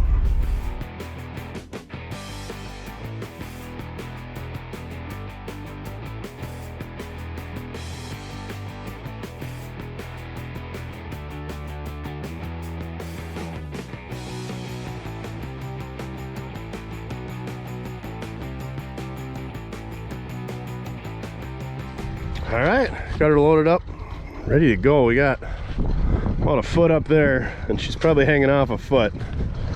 She's taking up the whole bed. All right, let's get her back to the shop. That thing is a cool car. All right, update 390 Cadillac. She's coming together pretty good. Mojo even stole a rattle can and snuck a few runs in there, but that's what Mojo does, doesn't he? Not a professional painter. These AC brackets, I don't know if we're gonna need, and I'm gonna sneeze. We're not gonna need, for the time being anyway. They gotta be black, should be black, I feel like. Pulleys should be black. This breather should be black. Valve cover's cleaned up good. We gotta spray paint the hardware. We gotta paint the distributor hole down. We're going together. She is going together. Where's the flow check? I thought he had a flow check in one of his valve covers here. Oh yeah, right there. There's a couple of Mojo drips. And then also, instead of setting it on top of this nice box like I was painting, he sets parts on the floor and then just spray paints over our concrete. God dang guy, no respect. But yeah, anyway, Mojo made pretty good progress on this thing yesterday. I helped him with a little bit of painting. But yeah, water pump's on, intake's on. Yesterday he pretty much spent the whole day cleaning up intake, valve covers, all that good stuff. It just freaking takes the time. But yeah, we're getting to the point where I might be able to prime it. And this is why I don't like redoing engines, because unless you hot tank and dip and spend hours with a brush, you're never going to get all that crud out of there, and the paint's going to look terrible. And then as soon as it gets warm, these are exhaust ports, so it's going to get hot and burn it off, and we just leave the hood shut. Nobody ever sees it. Right, Duff? Keep your hoods closed. Just, they're cars. They're meant to be driven, not to stared at. All right. I'll give you an update here after a bit. Oh, yeah, and then you could polish all your, where's your temp sender? Oh, right there. And then these thermostat, or not thermostat, vacuum fittings. You could polish those if they're brass like that, or you could paint right over them and they look terrible. That's the other thing, like freeze plugs. Some guys say you're not supposed to paint over them. Some guys put brass ones in, yada, yada, yada. Who cares? Just get them running, right, Duff? Don't get it right, just get it running. That's what Freiberger says, I think. That's my motto. That and everybody Wang Chung tonight. That's my motto. That and everybody Wang Chung tonight. Getting any oil pressure? Oh yeah, 35. 35. Sure enough. 35 pounds of oil pressure. You must have remembered all the bearings. Fuel. Boy, that is a strange oil filter mount. Why didn't they got her just hanging way back there? In the middle of nowhere. Getting close, huh? Gotta sneak our fuel pump back on. Manifolds are all cleaned up. Gotta paint them. Pulleys are drying. We'll have her running in no time, huh? All right. Yep. Got a little painting to do yet, but we'll get there. Ooh, even bead blasted the dipstick, Jimmy. Think with your dipstick, Jimmy! Had to clean it up. Yeah, we just need a chrome tank back here. Dipper. Them Cadillac dog covers look good chrome. All right, keep it up. Here's what I like doing with manifolds.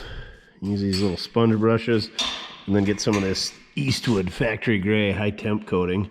Part number 34105Z. Up to 1200 degrees. These things will look just like their factory cast. It holds up for quite a while, keeps them from rusting. I think I did my wagon and they lasted almost 20 years. So that's what I would recommend. It ain't cheap, but it holds up. So there you go. The more you know. Also, I hate painting.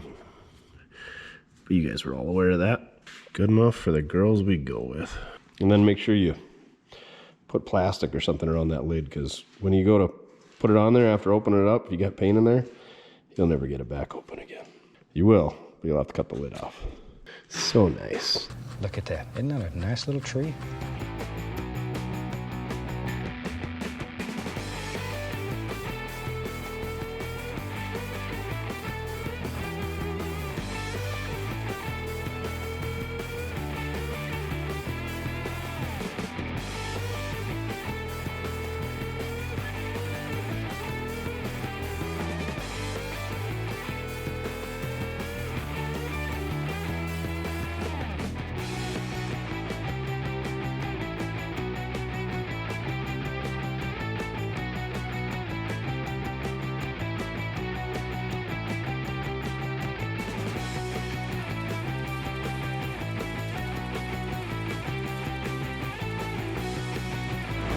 We're in the middle of a snowstorm. Glasses are a little froggy. Anyway, I guess Mojo decided he's gonna do the pressure washing. He saw that dancing fool from Oklahoma, thought he would give it a whirl. So anyway, wheeled that car around with the skid steer, and then there's a 39 Chevy in front of it. I was wheeling that out, and while I was wheeling that out and the engine, Mojo just decided to start pressure washing, I guess. So I guess I gotta clean up the mess while he pressure washes. He's got the engine bay done. He just really, look at that, one hand in it. Mad pressure washing skills. Getting in there real nice and deep like. Get in there nice and deep like. Oh shoot, that cleaned up real good. Missed a couple spots, but to be expected when you're 76 years old.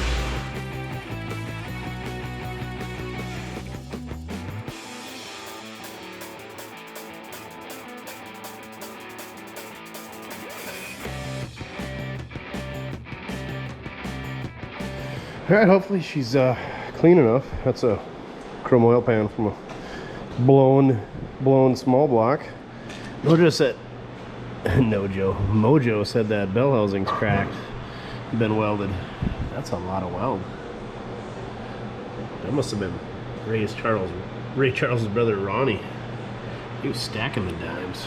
All right, we'll split that tranny and probably the bell housing, and save that for a rainy day project. I don't know. Run this back around, put her on the wildfire lift so we can do brakes on it. Get ready to set the engine in. We got to steal the bell housing off of this to hold our starter, because it started on both of the block on these. Try to get our good engine running. Good. The better of the two. Uh-oh. Getting the specialty tools out, huh? Yeah. You've never seen one of these before either. No, what the heck's that? What's it for?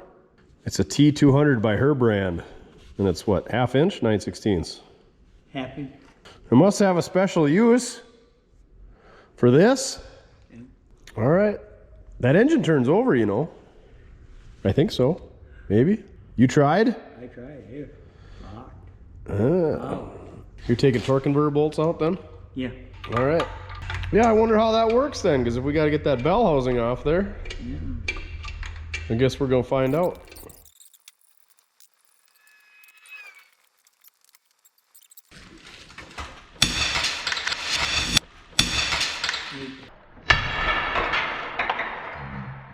Oh, dang it. Now you owe me a 1/2 inch ratchet. No! Breaker bar. I don't know if I can afford that. To dig into the wife's piggy bank. Ain't even got a brand name on it, so, oh, there it is. Yeah. CRV 40123.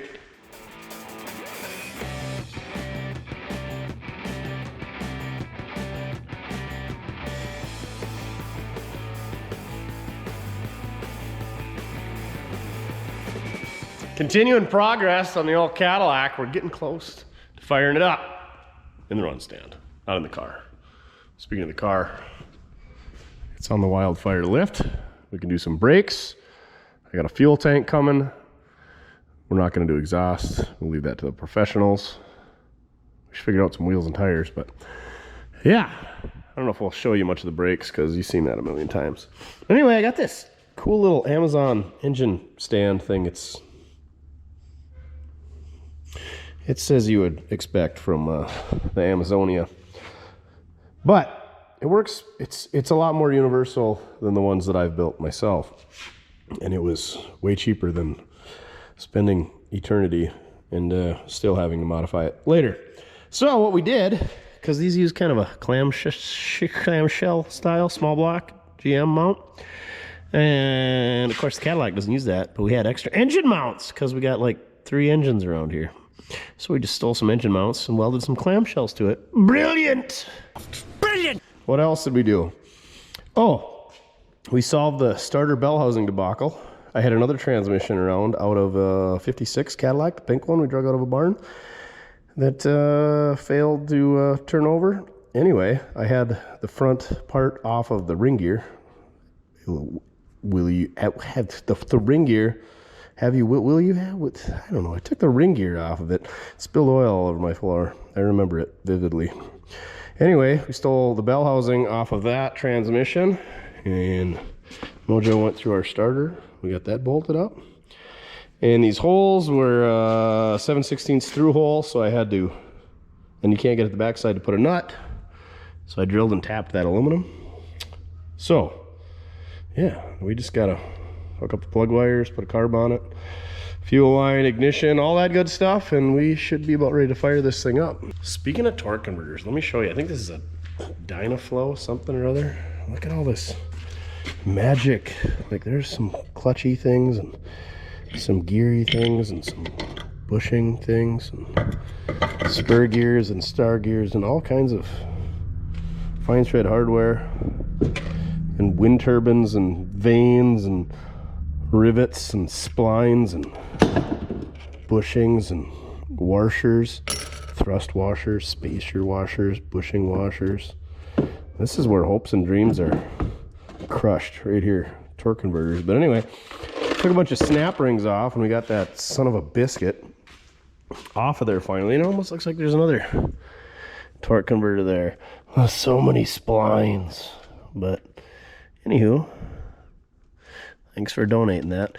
This transmission is a little bit different. It's got the cooler kind of down there instead of being on the transmission. Is that even a transmission cooler? I think that's a heater. I think that was hooked up to the coolant lines for the antifreeze and it warmed it up. I don't know. Anyway, don't throw nothing away, but I think that thing's... She's gonna get tossed now. We'll hang on to that bell housing in case we gotta start another Cadillac. That should fit like, I think 331s, 365s in the early 390s up till 62. Then there was 390s from 63 on up. Maybe it's 62 on up. I think it's 59 to 62, so 63 on up. But those are an entirely different 390. Anyhow, hopefully when Mojo comes back tomorrow, we'll get this thing fired up. Yeah, I like this stand. It's a little rickety, but you know, it does the frickin' job. We got to figure out something for a cooling system, radiator, clampage, things someday, maybe, hopefully. You should probably do it on this one so that we make sure we don't have any freeze plugs leaking. Right, Duff? He says, I am ready to hear a Cadillac fire up and go for an RIDE. We've never ridden in a Cadillac. This was the only Cadillac we ever got running, and the frame was so rusty, we couldn't drive the dang thing. Kicking our butts. We're gonna get this one though. Speaking of that, the bottom of this car is way good. Like undercoating everywhere. Grease, there's some gravel, dirt, whatnot. Flexi exhaust pipe. Oh yeah, nothing but the finest. But yeah, floors are good. There was a little bit of rust in the inner rockers, I noticed, on the driver's side. And on the passenger side, but minor details. All right, we'll see you hopefully tomorrow, and we'll be about firing this thing up.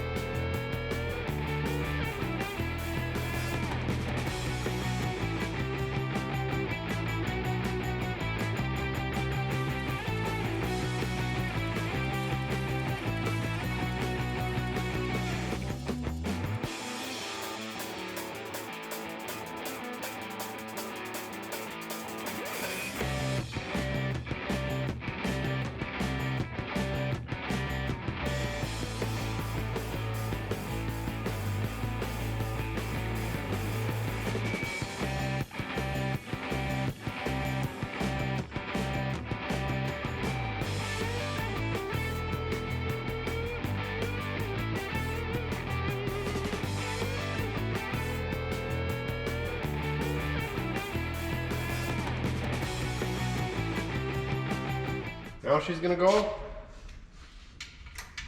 We got light.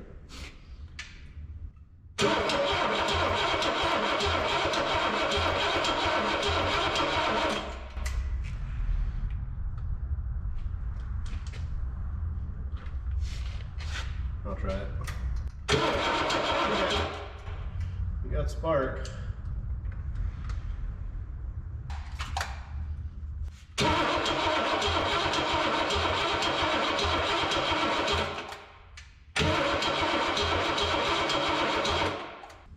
Should have fuel, I can hear it squirting.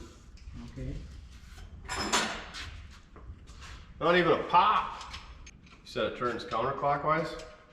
Well, now what'd you do? I didn't do nothing.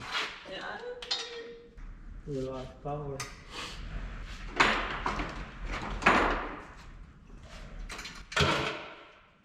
Bad connection.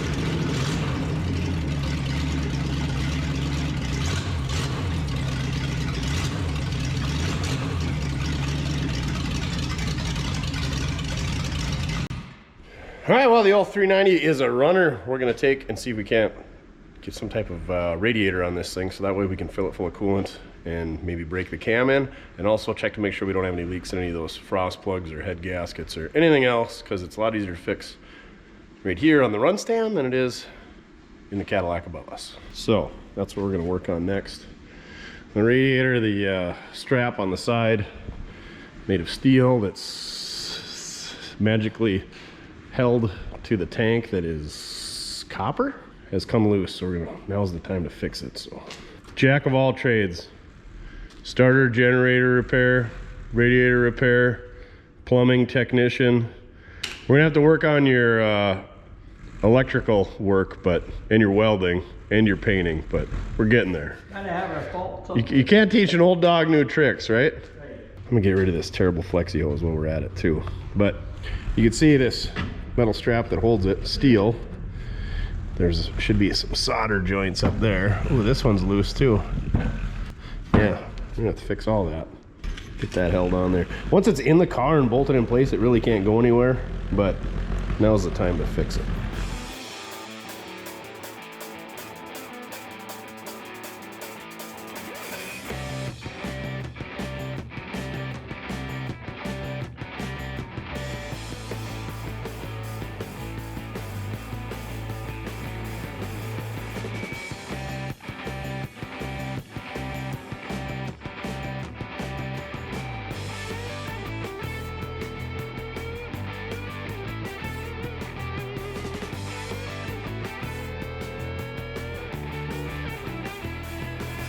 SD card got full, so didn't get to record Mojo's amazingness. I asked if it would hold, and he said, it will until it won't.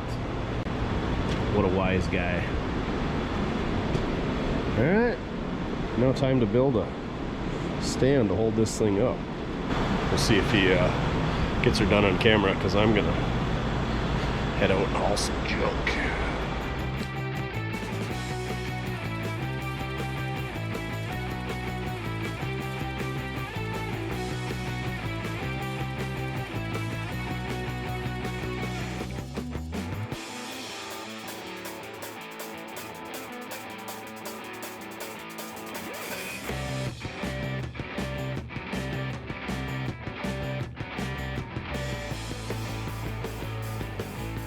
All right, we're moving back to the body side of the Cadillac.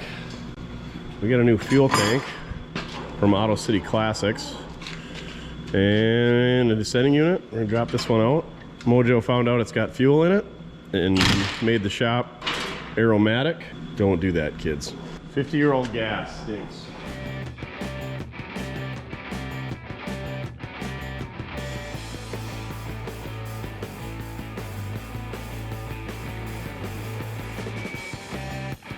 You can give them an update on the Cadillac, Duff? No? Anywho, we went to put coolant in it after Mojo made a radiator bracket, and it just pours out of the water pump. So $269 later, we got a water pump coming, but who knows when that'll be here. So in the meanwhile, we dropped the fuel tank. Believe it or not, there was 50-year-old fuel in it, and it stinks. You can see where it was spilled, and the shop still reeks. We got a new tank from Auto City Classics, an Asante. It's from Minnesota, not a paid sponsor. But we got new brackets, even though our hold down ones were good. We got new sending unit. We're gonna have to find a new chunk of hose. We're gonna have to find a quieter grinder for Mojo to run back there. But anyway, water pump leaks real bad. Fuel tank, new, gonna be real good. Right, Duffers? Yeah. And then after we get the fuel tank in, we're gonna do some brakes. I got new wheel cylinders, hoses. We're gonna turn the drums like we always do. And we got new shoes. And I even bought our master cylinder. I even bought a booster because this thing is ugly and I didn't want to deal with it and I wanted to stop good. So I never buy a new booster. We're going all out on this 60 Cadillac. So stick around. That's Fitzy, right? All right, go check him out. Fitzy's Fabrications. He's up in Canuckistan. He does rust repair, things we don't do. Because we don't like rust repair, do we, Duff? Or crappy fuel tanks. Or stinky fuel. A lot of not liking around here. Apparently I like engines. There's a 283, 350, 350, 350, 394 rolls, 283. 4 6 engines right there. Ugh. So much junk.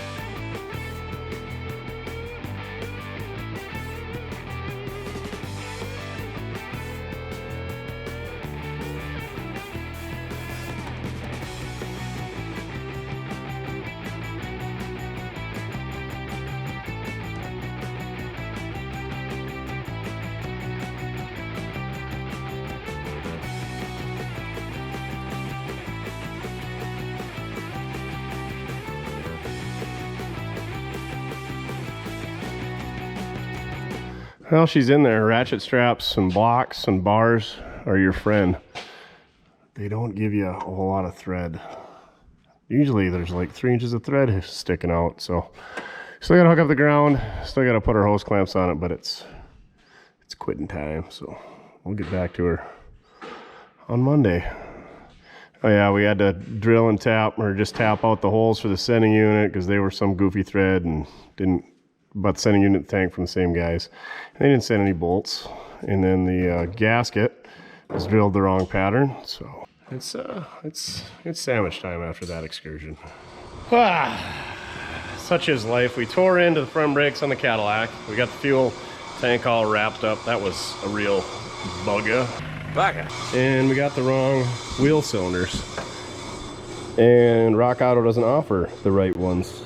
And these ones turned into Hoover Schneef. We bead blasted them, and I don't think we're gonna get them to come back to life. So Caddy Daddy has the right ones. 75 bucks for a pair. Not quite as reasonable as the $20 a piece for Rock Auto, but if they're fit, it's worth the price. How's that brake drum look? Not too bad. You got your supervisor over there, I see. You'll have them trued up in no time. Yeah.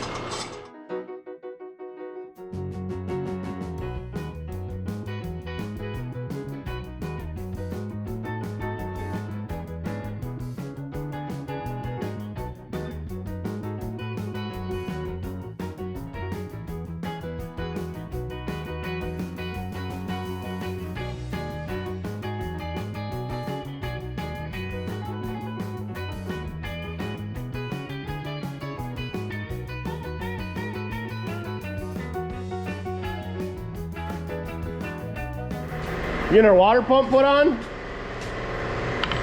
What'd you do? Break the bolts off in the block? No. They're different length? Different water pump. Our pulley don't fit now. Here. Oh, we just need different hardware? Have you tried putting the pulley to see if the pulley fits? Not yet. Oh boy, you should have done that before you painted it. All right, we'll go look for some hardware. Good news on the water pump on the Cadillac. It holds water. Some of the dimensions, casting thickness. When you put casting thickness together, you get castness. The thickness of the casting is a little bit different, so we had to put a spacer on the bracket for the generator, and we got to mock up the power steering pump just to make sure that's not going to have any issues. But don't you just love it when you spend $300 on a water pump, the only option you could find, and it's not dimensionally correct? The joys of working on 62-year-old vehicles that are oddballs. You know, if this is a small block Chevy that was 62 years old, wouldn't have a problem. It'd be cheap, we'd have lots of options, and 98% of them would probably be right. But Cadillac life, they just blows keep coming. The good news is we can run this thing outside, put a radiator cap on it, and get our cam broke in, and then dial in the carburetor and the timing, everything else with our fancy fuel-o-vac. We're getting there. We are getting there. All right, she's a little breezy out here. We're gonna fire up this Cadillac, leave her run for a while outside, and hopefully break that camshaft in and not break our eardrums running straight open manifolds for 20 minutes or a half hour. And hopefully not break the lobes off the camshaft or whatever other fun things. Just gotta prime the carburetor and we're gonna be ready to go. Hopefully. Disaster. This whole Cadillac has been the joys of owning an off-make car. Gonna light right off now? What do you got your screwdriver for? You gonna dial it in? Speed. Oh, idle speed.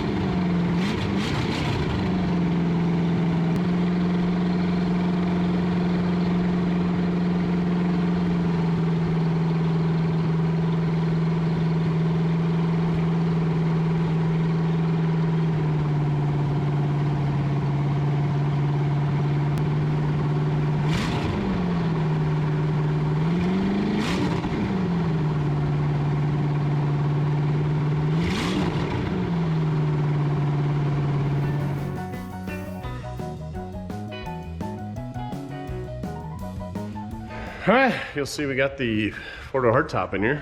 We're gonna steal the rear end out of it. What are you doing in there? Just playing around? We need drive shaft and some brakes and some other parts. What are you doing? Just sitting in there, playing, making engine noises? Yeah. Crawl out the bottom. Good thing I didn't go take a break. Good thing. I'd have to find another way out. So yeah, we're gonna steal a few parts off of this thing. Hopefully the last time. All right, let's get after it.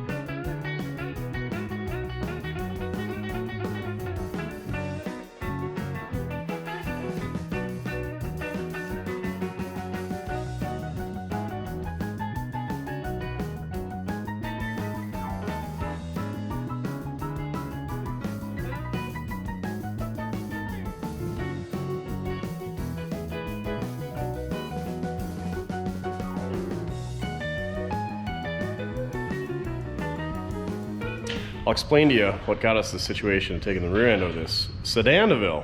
Mojo noticed the axle seals were leaking on the Coupe DeVille. So I said, well, yeah, let's put them in while we're at it. So we went to pull the axles out. The axles didn't want to come out, but we finally got them out. There was some marring on the axles.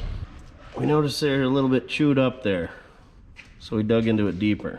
And what we found when we got a little bit deeper was a whole lot of shrapnel. A lot of Oklahoma dentistry going on here. Chipped teeth everywhere. And the neat thing about this rear end, it's not really neat, is it's swedged on or riveted on the ring gear. Both sides are like that. So, I have no idea how you replace that. And then it's kind of an interesting how it clamps together here and holds it. Usually the clamp goes that way instead of this way. And this is a 294 gear ratio. Upgrade, this thing's a 321. Yeah, they don't even make you do the math. They say ratio 3.21 to 1. part number, yada yada yada. And it's got the cool little Cadillac symbol right there. I don't know if the camera will pick it up, but it's pretty freaking sweet right there. Anyway, this one looks way more good. So, clean this one up. Put a little silicone on there, slide her in. And I think based on what we saw on the axles, these axles look great. They do look like the seals were leaking on them, but they're sealed bearings, so I don't know what to do. See, no scarring going on there. Looks like they ride on the carrier right there as well. Kind of a neat setup. So I think we're gonna just take everything, the whole shoot and match, and put in there. There's a whole lot of scarring on that rear end, and you can see it's pretty scarred up right there. This cross pin must have come out previously, and they put it back together because you can see grinder marks in there. And yeah, definitely the previous owner was aware of this because this had to make a bunch of noise. We had to steal a drive shaft because there's like a rubber isolator in here, and it's out of phase. The other one is. This one's slightly out of phase, but a lot better. So we're gonna rebuild this drive shaft, or at least this part of the drive shaft, and we got a new hanger bearing and all that good stuff. So we needed that, and then we were missing some brake parts, so we got those. So hopefully we're done stealing parts off this car. I need a park light lens, so let's look at that. What we got her here on the lift. They're cracked up, but better than that car. So, but I can steal those anytime. I don't steal them now. It's easy enough. Go outside with a screwdriver. The gift that keeps on giving, the old sedan DeVille. Right, Duff? Right. Keep your junk around. Coming right along in the old Cadillac. We got the drive shaft rebuilt with a new hanger bearing. Got the rear axle, rear end center chunk set in there. No issues, it's in way better shape, better gear ratio. Axles are in. Brakes are all rebuilt, installed. If you want to see brakes, we got millions of other videos. You want to see drive shaft rebuilds, we got that in other videos. So we're just kind of touching the high points because this is going to be a long video, I got a feeling. And it's going to get longer. So this car originally came with power brakes and a single reservoir master cylinder. So you got one line coming out. And the deal with those is in, I think, 67 they mandated it. A dual reservoir. So if you lose one of the front brakes, you still got the rears. If you lose one of the rears, you still got one of the fronts. So, according to the internet, a 67 Cadillac bolts right on. So I got a 67 Cadillac booster so that it's got the 2-bolt pattern. So you can put pretty much any master on it. Instead of this, I think they call it like a Delco Moraine 4-bolt. And of course, it's not direct replacement. This bolt pattern here is 3 3/4, and this is 3 1/2. So this distance is the same. The diameter is the same. They're all 3/8. But this is 3 3/4. This one's 3 3/8. So we got to do a little modifying. So that hardware goes through the firewall, which is just sheet metal, not a big deal. So we can just ream those holes out, but all the support is this bracket on the backside. This bracket here. So what we're gonna do is we're gonna weld these holes shut and then re-drill them to where they need to be. Easy peasy lemon squeezy, right, Duff? You need thumbs to weld? No, you just need a trigger finger. So that's what I'm gonna do. Zinc plated. This is a freaking robust pedal. Cadillac stuff is built real good. Oh, 67. Weird. Because that's what we're putting on, 67 parts. All right, I'm going to burn these in and then clean them up and re-drill them. So if you ever want it to not blow through the backside, you can use a piece of copper or brass, something that weld won't stick to, something non-steel. So I'm going to use this guy. This thing's got a magnet on it and it's adjustable. You can probably find it on the Harbor Freight or Amazonia somewhere. Not sure where I got it. And that'll give us a nice smooth surface on the backside because it's kind of hard to grind in there. And our hardware's got to tighten up against that, so we want it nice and smooth.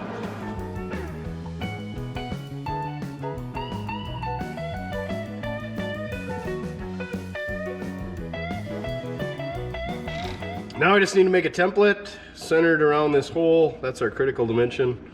Drill them the right spot. Good news is if we screwed up, we got a whole nother assembly in that 4-door parts car we could steal. So, or we just weld them back up and drill them out again. The crappy part is these welds are gonna be real hard. The good news is we're gonna be just catching the edge of the holes and not drilling through the whole weld.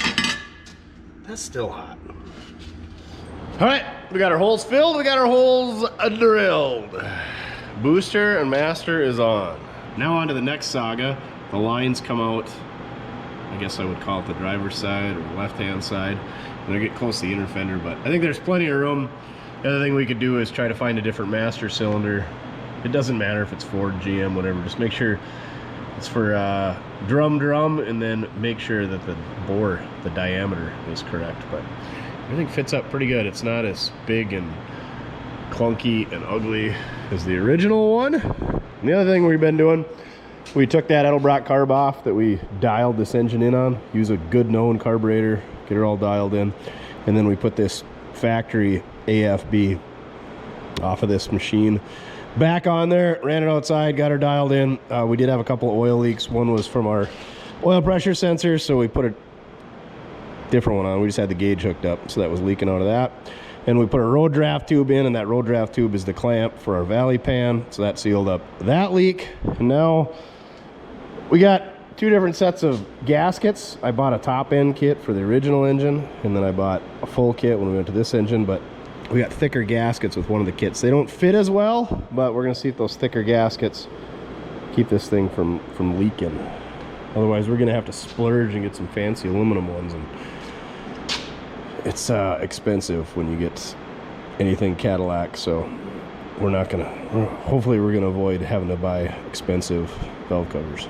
But that's the advantage of having these run stands. You can dial in your timing, you can dial in your carburetor, you can check for oil leaks, you can check for coolant leaks, you can adjust valve train, all that good stuff. So it's just a really good thing to do. You can do this stuff in the car, but it's so much easier when it's right here in front of you at perfect height, not leaning over fender with a hood in your way, no lights, hanging upside down, all that stuff. So we're gonna get this thing dialed in on the stand, and then we'll bolt that tranny up to it, and then slide that thing in, and hopefully miles of trouble-free cruising in the old Cadillac Coupe DeVille will be ahead of us.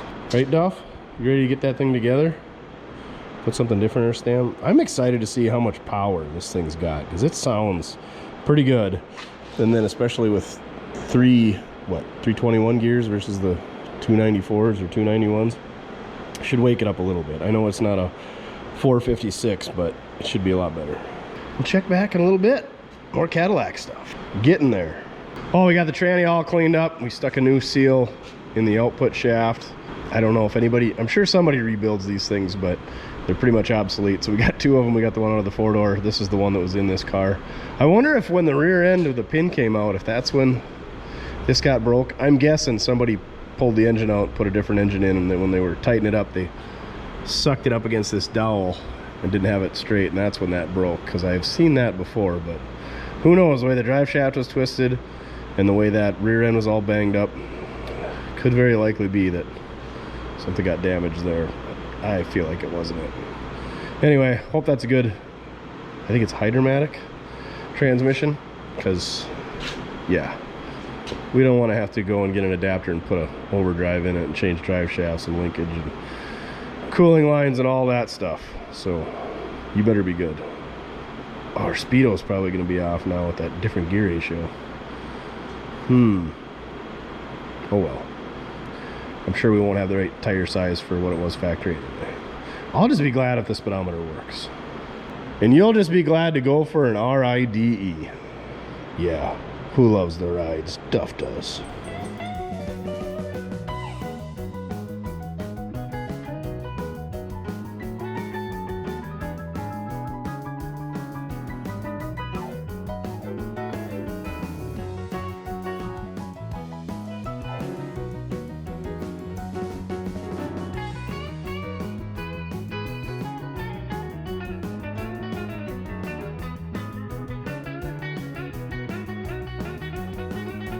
All right, so you just saw old DB, the high school kid, comes over here some evenings when he finds time. He's a busy kid, you know, DB, drummer boy. He's in the band, so he's got band practice and all that stuff. But we gave him some foam brushes and some Scotch-Brite pads and some Sweet Patina blackout rust preventative. We have since learned wear gloves and be very careful because he spent all evening cleaning it off himself. But this stuff looks pretty good. Speaking of Sweet Patina, go check those guys out. Use promo code MR80 for some sweet discounts on their stuff. They make a lot of great products. First time using this stuff. It's set up overnight and it looks really good. There you go. Got her light in a couple of spots, so might need a second coat here. But yeah, should look good under there. I don't like crappy paint jobs, so I told them not to mess with the inner fenders. Maybe we'll try to clean them up a bit. I don't know what we're gonna do, but the frame looks good. The frame was pretty much just all rust, didn't have any paint on it, so now she'll look nice and sharp with that fresh caddy sitting in there and our fresh brake booster and master cylinder and all that stuff. Speaking of that, we can now run some lines for that master cylinder. Yeah. I'd show you the can. I said, here, take a Ziploc bag and reseal the lid, and that's not how I would have resealed the lid with a plastic bag. And also I didn't show him how to put a lid on, so that's the problem with kids these days. You gotta show them, but I'm sure somebody showed me. But anyway, Sweet Patina blackout rust preventative. Looks like some pretty good stuff. Check them out. Right, Duff? Yeah, even though we don't paint nothing. All right, let's get back at it. No more painting for this guy. We got DB to do it. He's our professional in-house painter now.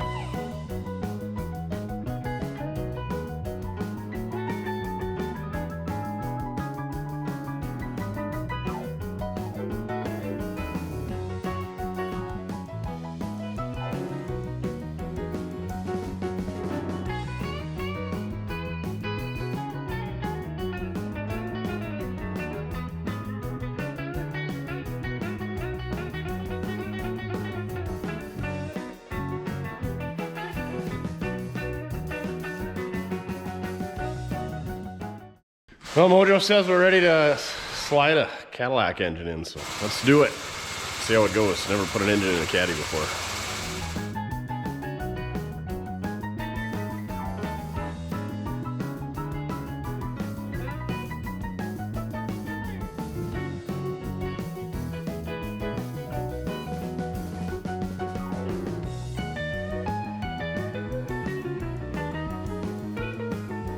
All right, she's in there. Didn't go too bad. Had to put a jack on the transmission, as is pretty common when you're setting a motor and transmission in there together, and spilled a bunch of ATF on the floor.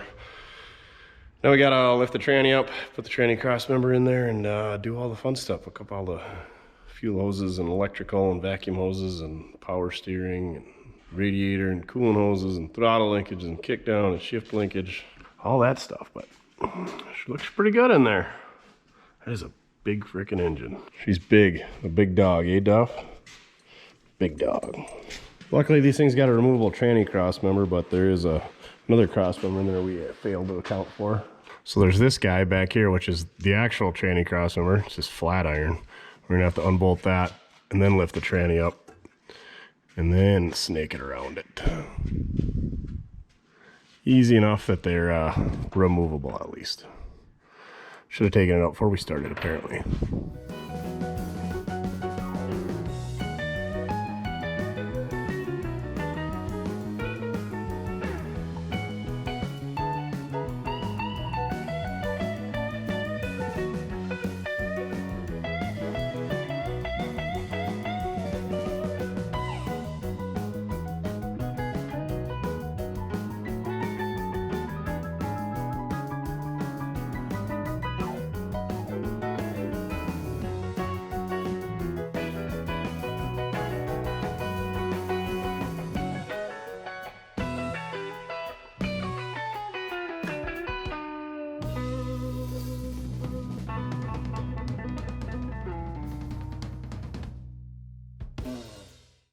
All right, we got the engine all in place and pretty much everything hooked up. We have had it fired up. We got coolant in it, we got oil in it.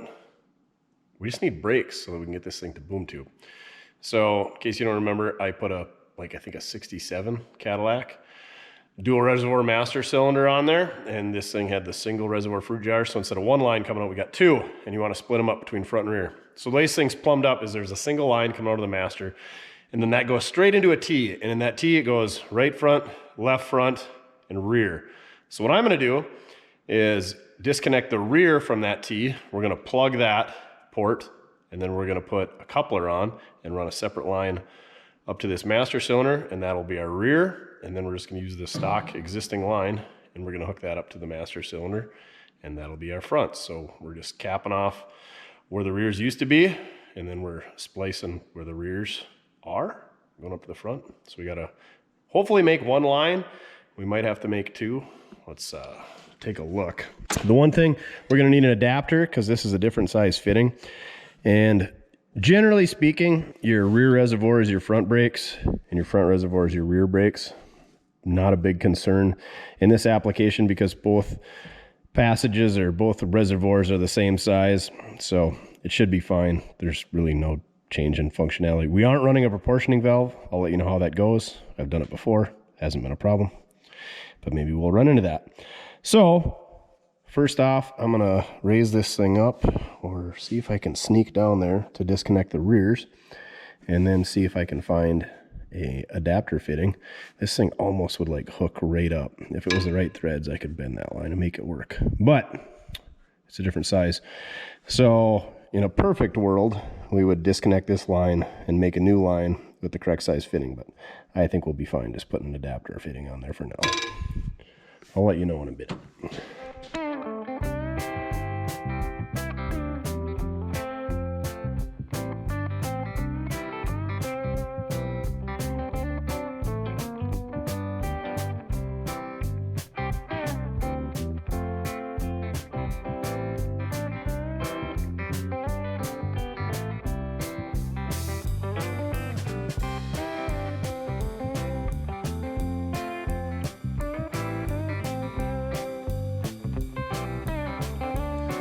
All right, there you got it. This is our line going to the rear. I had to use a jump size fitting, which is fine. Make sure you got them though. And then I used an adapter fitting here. We got this coupled right to our rear brake line. And then I got to go under and tee off, well, cap off that T. And here's what I use for flaring these things, this Master Cool kit. It's 72485-PRC. This thing is fantastic, way better than the standard hand style crimpers, ain't it, Duff? I love this thing. They're expensive, but if you do much brake flaring, they're worth it. And then you could do transmission cooler and fuel lines as well. And then I got all kinds of different assortments of N's and T's, and then I got different adapters, all that good stuff. Takes a lot of crap to put brakes on, but saves me from having to run to the store. And there you have it. Taking a Cadillac, 60 Cadillac, single reservoir fruit jar style to a dual reservoir. And we got a updated brake booster to boot. So it's all 67 stuff up here. And then from there on down, it's all 60 stuff. I think she'll work pretty dang good. I'm excited about it. This way, at least if we ever blow a brake hose, we'll still have brakes on another axle. Now we just gotta get the hood on, check the ATF, and take her to old boom tube. Well, we should probably get some brakes working first, but that shouldn't be a problem. We've done that before many a time.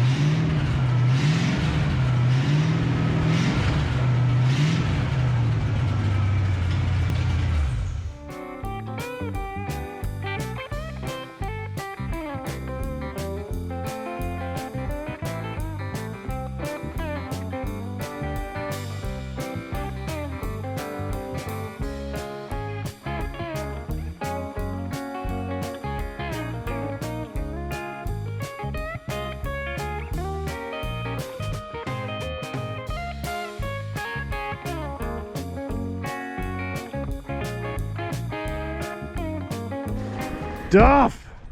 Cadillac things. So while I was down at Austin, Texas and Oklahoma and Pate swap meet, old Boom Tube was busy doing exhaust. He said this thing was no fun, and it was also the most expensive exhaust job I think I've had him do yet. But anyway, she looks pretty good. I don't love the way the tips come out, but that's the factory style. They kind of dump down here.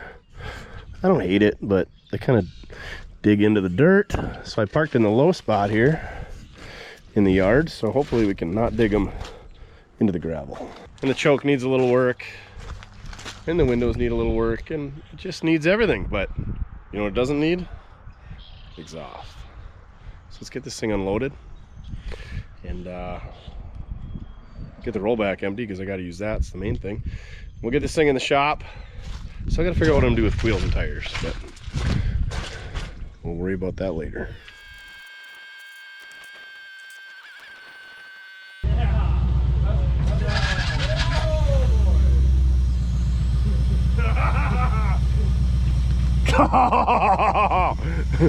That's a new one.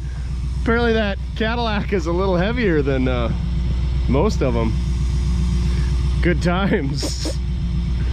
Yeah, the good news is we should have plenty of clearance. The bad news is it's probably not good for the rear suspension.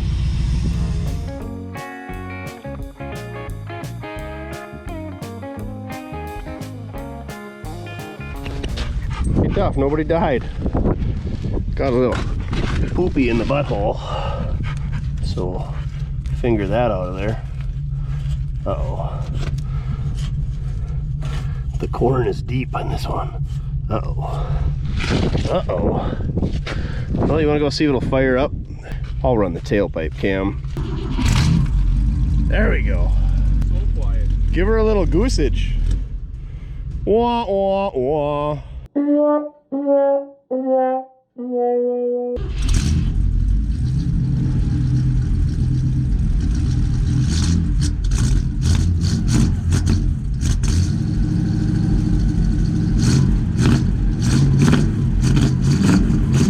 Needs a little work on the choke. Boom Tube said the old J.C. Whitney used to sell an electric choke conversion. He said they were good, so let's see if we can get some of those. I'm gonna run her around and we'll put her on the lift. Yeah. Reverse is all the way down. I know. Oh, you know. I drove it on the trailer. Oh, okay. Yeah, I don't know if the brake booster is leaking. Sure sounds like it, but it doesn't speed up the engine when you hit it, so I don't know. Definitely sounds like a vacuum leak.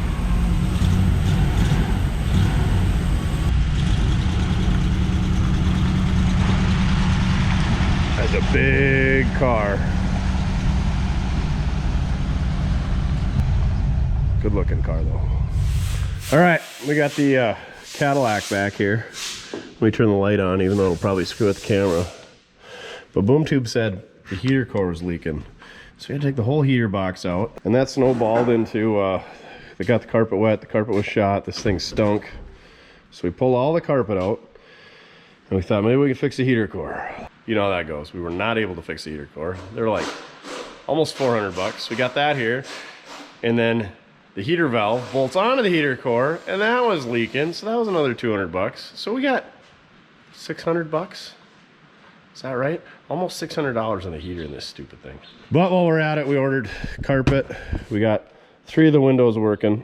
Electric windows. These are actually really fast, way faster than a square body. We got to mess around with that driver's window. I don't know if it's the switch or the motor, but floors in this car are super good. We're going to clean those up a little bit more before we throw the carpet in there. And yeah, this thing should be pretty good. The heater better work fantastic after throwing 600 bucks at it.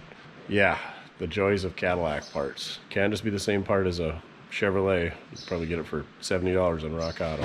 Painted up our heater box. There's a chunk of rubber on here that seals the two together, so we're going to get an old inner tube and seal that up. We're not buying genuine Cadillac rubbers because that'd probably be another $100 bill. So this thing's getting deep. We've put a rear end in it. We did all the brakes. We did exhaust. We did the motor. Oh yeah, the transmission is now leaking profusely, so we're gonna have to dig into that some more. The joys of doing a major overhaul. And we're not even really touching the body. We're barely touching the interior. We're not touching the glass. hardly. So you can about imagine why these turn into 10, 20-year projects and they just sit in the corner and get rat-holed. Crazy. Mojo's the man. He's kind of commandeering a lot of this stuff, so thankful that we got him. Otherwise, we'd never get these big videos out. All right, we're gonna keep picking away at windows and heater core. We're waiting on a heater valve right now, and then we'll be sticking carpet in once we get the windows working.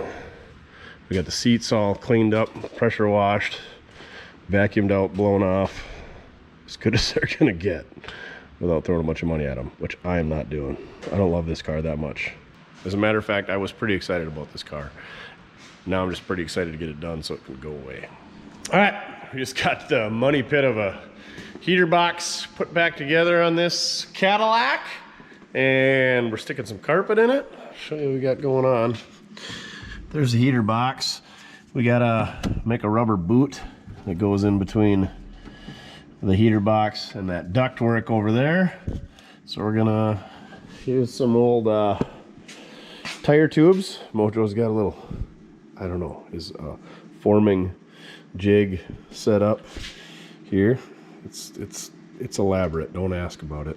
It involves bolts and tape measures and bushings, whatever else, but it gets the job done. And then we got the carpet all set in here. This stuff is Auto Custom Carpets Inc. I've had pretty good luck with them. Made in the USA. Other people give mixed reviews, but it's, you know, it comes in that box, so we laid some weights out here just to kind of get it to form. It's formed, but it doesn't, you know, it's been in a box for who knows how long. We got her trimmed out for the gas pedal. We got her tucked under the kick panels. We got to remove these back door panels to fit it in there. We got to do some trimming. It's a little bit long, but once we get the seat in there, well, both the seats in there, should be pretty good. Might try scrubbing those paw prints off the roof. We got her smelling good, thanks to some air fresheners from mortske.com. Go get yours. We got the Low Life, and we got the Mortske Repair Dew. Tell you what, if you order one of these right now, we got these Duff on an air freshener.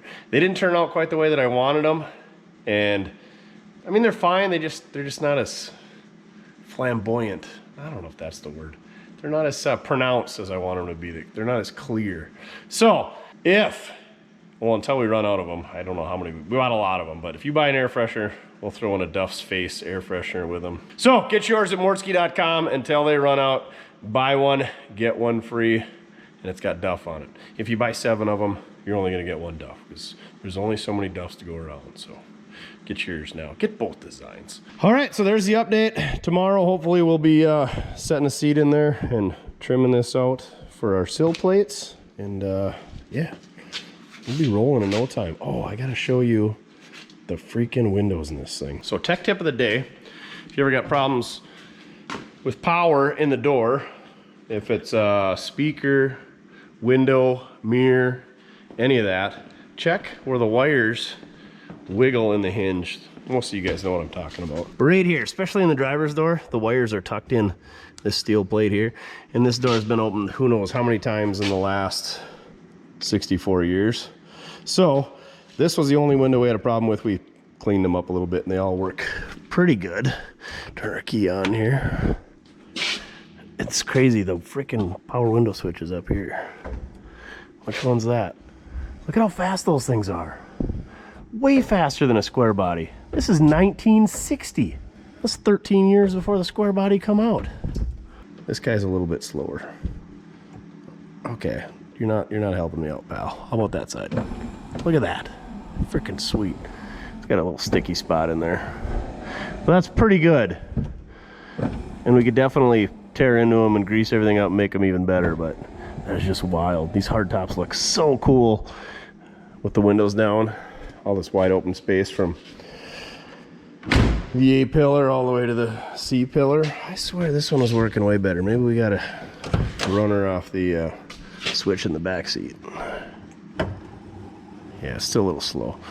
This is the bad one. Still faster than a square body though. I think it's just sticky. All right, there you have it. Always remember to turn your key off so you don't burn out your points, your condenser, your coil, whatever. All right, we'll get back on her tomorrow. Stick a seat in there, hopefully. Sill plates are in, carpets in. Now we're gonna throw some seats in her.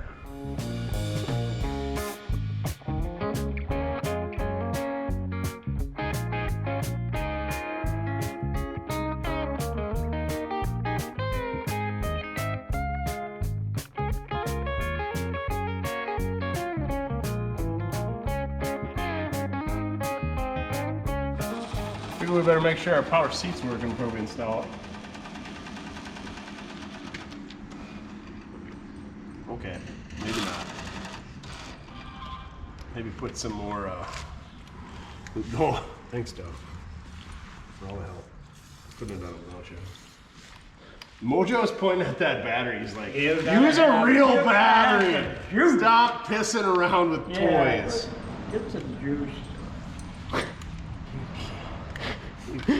Right. Now it's going to go way faster, you're telling me? What are the chances you picked a dead battery? Holy!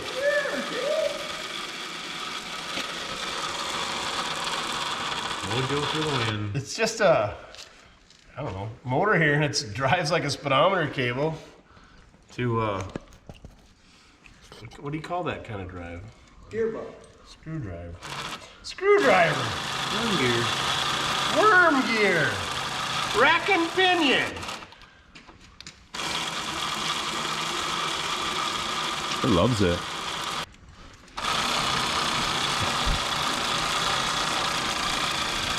They're out of time, you're saying, huh? That's what it kind of looks like on the one end. This one's got a bushing though, so I wonder if it's just off by that much. Yeah. It's gonna be good enough for who it's for. Look at this. Oh, that's how it works. Yeah. We got the ground hooked up there. Now if we hook this up, then it'll be on all the time. No? Now hit the switch. Now you're just counting it out. And didn't burn out perfect. Just a small bit of the magic smoke. That's good. Good to go. All right, ready to install. Ready for 64 more years of Barn dust. beer farts.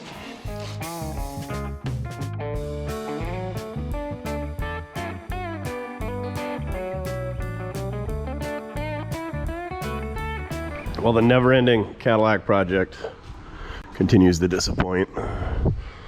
Transmission's pouring out, and it looks like it's coming out the kickdown linkage, pivot, shaft, bushing, seal thing, and maybe out the dipstick tube. But I think it's coming out the kickdown. What do you think? Kick down the end. And the dipstick? Filler tube. Oh, great. The dipstick filler tube.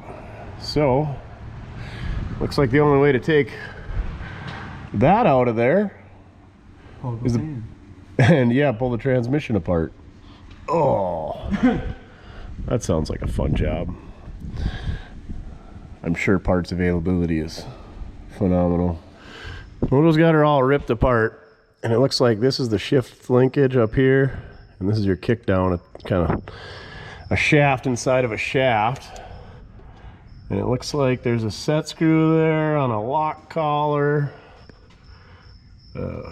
clip at the end. Yeah. Doesn't look too bad, huh? You think you can handle it? I don't know. We're gonna have you trained as an automatic transmission guy in no time. I sent the kid to school for that. Where's he at right now? Where's he at? Yeah, we should have him doing this. Oh boy, yeah. We'll just drop it off on his front steps, just like they did with you at the fire hall when you were a baby. Yeah, yeah. Did they have fire halls back then? Not really. All right, so Moto's gonna pop that apart. When we're hoping it's just an O-ring, we looked at a soft seal or a soft overhaul kit, which basically is all your gaskets and your seals and your O-rings. And it looks like that's all it was a couple of gaskets. There's a paper gasket here on the tail housing, one on this extension, one for the pan gasket, and then there's an output shaft seal, input shaft seal, and it looked like there was one other big seal, and then the rest was all O-rings, so we're hoping we got the right O-ring. And Mojo claims we can maybe salvage this cork gasket, but it's not looking good. Doesn't look too bad to take apart. I was hoping we wouldn't have to drop that valve body, and it looks like we don't. All right, good luck. Yeah. That ain't too dirty down there. No. You just like playing in the dirt, don't you? Yeah. See? Is there a drain plug on it? Okay. What a deal. Now they, serviceability, they had it planned out back in 1960. All right, here's what Mojo dug out of there. This is for the kickdown. This is for the shift linkage. So there's a seal, O-ring, that goes inside of this body. Seals that. And then there's a seal that goes inside the transmission body that he's popping out of there right now that seals that shaft. You know, one of these generic kits that never has the right size stuff. I don't know how long I've had this kit, but you can see about how many O-rings have been used out of here. Looks like one or two there, one there. It's never the right frickin' stuff, but let's see what we can dig up. What do you think, Duff? We can have the right one? Never. The problem is the diameter of the actual O-ring, the thickness of the O-ring, I guess, instead of the diameter, but the cross-sectional area, if you're a nerd engineer like me, is never the right one. That one looks a little big. That's an R7. So where's the R6? We go from 5 to 7. That's what kills me. Freaking kills me. There's a 6. How is a 6 bigger than a 7? For dumb. All right, let's do some digging, see what we can come up with. Yeah, of course, we don't have the right ones here. But upon further inspection, that shaft is loose. So, I wonder if we spot weld that or crimp it again. Swedge it, I guess. Maybe that's where it was leaking because it could never hold it tight. Because these seals actually look in pretty good shape. Obviously we're going to replace them if we can find the right ones, but they're still nice and supple, and they're not torn or nothing. So that might be our culprit. All right, well, Chin and Mojo kind of took the lead on this one.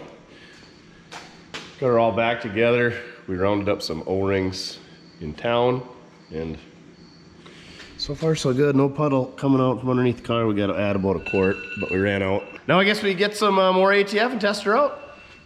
You want to know what we don't excel at around here? Automatic transmission repair. So last time I think we worked on this thing, shift shaft and kickdown seals were leaking. Put it all together. Worked great. Drove it out of the shop. Drove it around the back of the shop. Brought it inside to clean the headliner a little bit. And went to move it again. We got a whole lot of neutrals. So I had this fancy Amazon stand here that we hadn't done anything with. We got the receiver hitch in this table. So Mojo made us an adapter. I put it on backwards, so we'll have to flip her out so we can't get the pin in there. You just got to spin that around. But anyway, we opened this thing up. Chin, Mojo, I, we all looked at it, pulled the filter out. Everything looks good. Everything went back together the way it would. We got a book, checked the book. So I think this might have been related to the cracked bell housing and the twisted drive shaft and the busted rear end. That's what we're chalking it up to. Not us. We're definitely not at fault. But anyway, so Mojo dropped that out of there while we were down in Oklahoma. And we got the one out of the parts car going back in. Must be laundry day, huh? Yeah, a lot of Mortske stuff. Just my hats left and my sweatshirt. Dang it. Had to dip into the rag basket to get here. So we're stabbing it back in. It looks like it's going swimmingly, huh? Yeah, just trying to align the studs on that torque converter. Oh, gross. Got them in the dowels, but... Mojo, what do you think of Cadillacs? Pretty nice. Pretty nice, he says. You're supposed to say no comment. Oh, I'm supposed to say no comment. Or colorful language. This is going beep!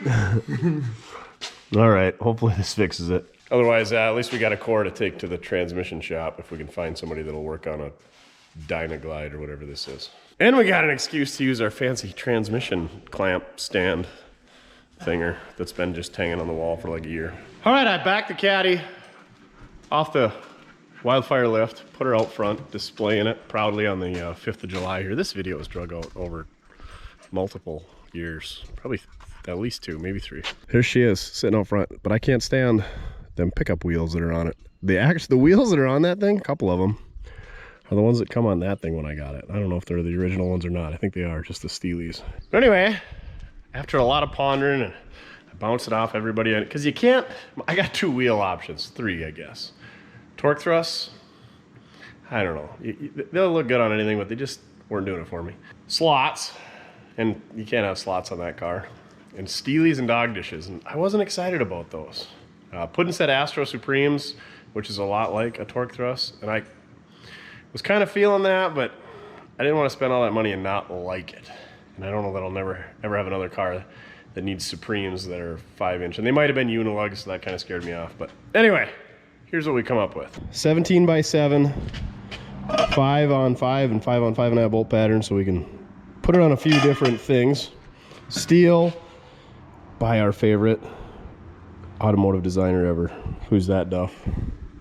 Old Floyd Cotter Pin himself. Still making wheels. Steel wheels, nonetheless. In case you weren't aware, about 11 people think that I'm like Floyd Cotter Pin reborn, because I would have a beard and a hat and wear glasses. And I'm grumpy all the time. I just need to wear Hawaiian shirts. So anyway, enough about Boyd. I think the 17s will look good. A little bit oversized. I'm not a 22-inch guy, I don't think. I don't know if I've ever had them. Maybe I had some LTZ wheels on a 05 Chevy pickup. So here's what we got for tires. The cheapest thing I could find on Amazon. The Paralleler, oh my gosh, 4x4 HP. I screwed up. They're not a terrible looking tread, but that's probably the cheapest. 4x4, anyway, they'll fit on a Cadillac just fine.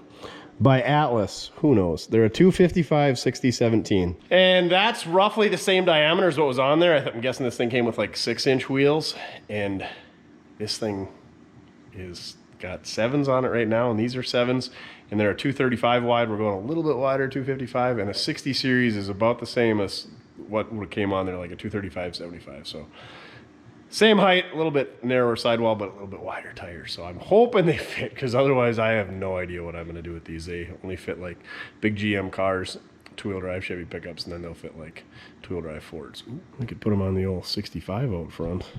That thing needs lower. It looks good on slots. It needs lowered. But anyway, I kicked it around for a long time. I wanted to go with factory caps, but then yeah, I got to factory wheels because they're super offset. Caps are expensive. They're not the best looking Cadillac caps. Wheels are kind of hard to find. And a bunch of the ones that I got are chewed up. So ultimately it was, I forget what it was, like $1,400 for these wheels and tires. And you guys know wheels and tires and stance make or break these cars. So I'm hoping this works. Otherwise we're out $1,400. But anyway, we're going to give it a whirl. We're trying the big wheel thing at least once.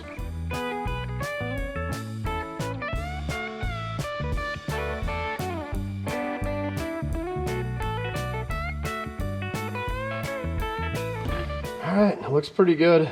I'm kind of thinking we might have went with a bit much sidewall, but that's what we had to have to keep our stock height. Maybe they look better with some rubber bands. But anyway, we got to balance this and then do 4 more, and we'll be ready to stick them on there. Thailand, country of origin, if you were curious. Made in Thailand. Hey, Finch, what's the capital of Thailand? Bangkok. All right, got our wheels and tires all mounted up. Never mind this 47 Ford Coupe that showed up mid-tire mounting process. We'll talk about that in a future video. What do you think, Duff? How's she look? Not too bad? I don't know. It's awful bright. The car sits a little bit low. No, it sits too high in the front. Some would say it sits low in the back, but it sits too high in the front. That's what I'm sticking with. I'm gonna do the Comet wash yet, but I think it looks all right. I don't hate them.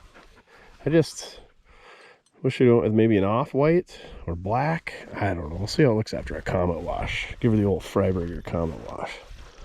Sit back, have a sandwich, and see how she looks, Duff. They went in pretty good. Had to do the typical, put the jack on one side of the rear end and set the car down, and then get the rear end to tip down so we could get the wheels on there. But looks like there should be plenty of clearance. So 255 is a good amount of tire on this thing. Now hopefully the tranny holds up. So we're not going to do it tonight, I don't think. But we got to take her for a test drive and do our Comet wash. And this thing should be about ready to go. She's a pretty good looking rig. I don't know. I don't know if I love them yet. I'm gonna think about it. Comment down below.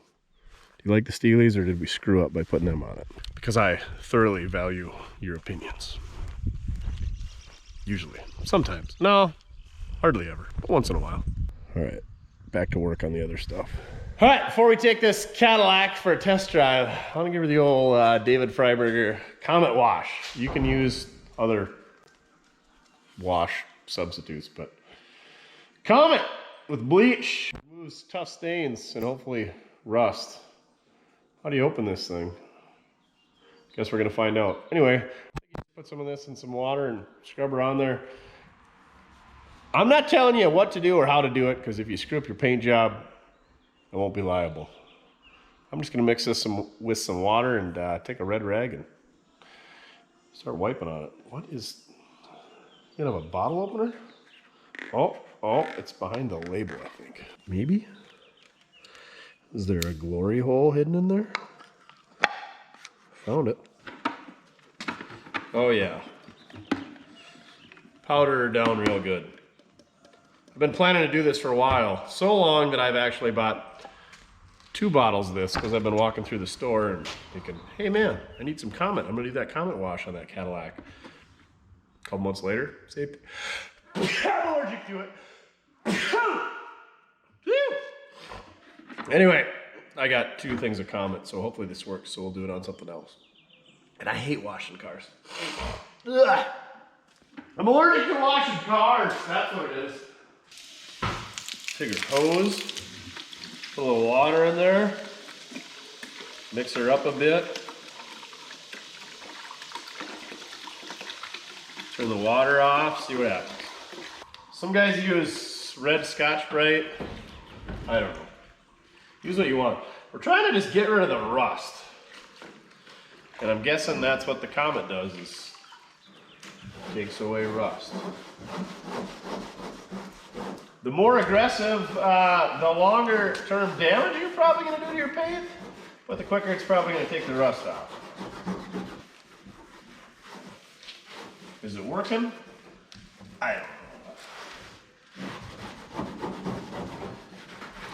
I want to say that's rust running down the fender, but it doesn't look like it. All right, we need something more aggressive. All right, we got the green Pado Doom here. I think that's less aggressive than the red Pado Doom.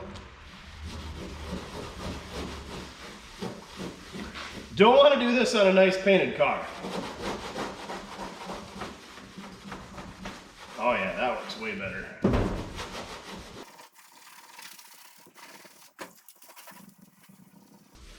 Oh, it works great on these super lightly rusted areas. Up here, it's probably too far gone.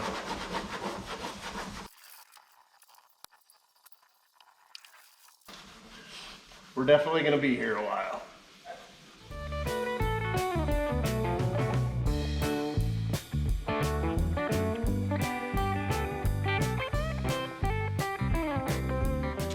Definitely want to drop your rag in the floor so that it gets some more grit on it. It really helps take off the rust.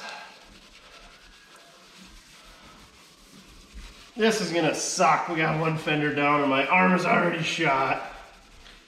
15 minutes in, 1 fender done. 3 more to go, and some doors, and a trunk, and a hood. Better be worth it. Ooh, this door's gonna come out real nice, I got a feeling.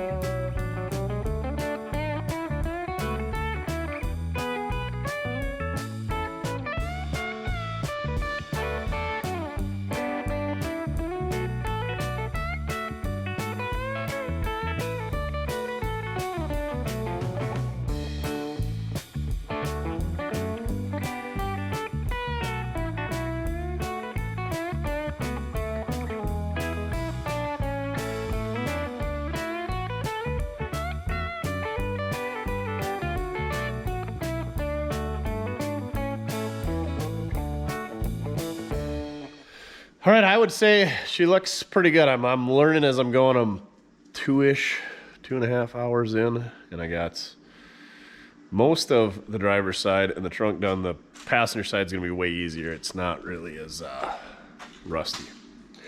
But it is an arm workout, and it's sweaty in here. On these flat surfaces, you'll see towards the end, I was like, hey, what if you just dump the Comet right on the rust? It works a lot better. And you got to go back. I think I'm going to try to get that a little bit better. I think I can do better. And then there's a couple of yellow spots in here. It's a labor of love, I guess. It's not fun, but I think it's worth the payoff. And that rocker stuff down there, of course, it's, you know, pretty bad down there. But I think I got an idea. Instead of sitting on a wheelie chair, bending over and doing all that, I got an idea. But yeah, I don't have a whole lot of faith in what we got going on there, but I think the other 3/4 or 7/8 of the hood is gonna clean up pretty good. And then, like I said, I think I'll come back here and I can hit those a little bit better. Obviously, you're not gonna get rid of those big spots, but then the paint's gonna be significantly duller than it was originally. But it looks a lot better with the wheels.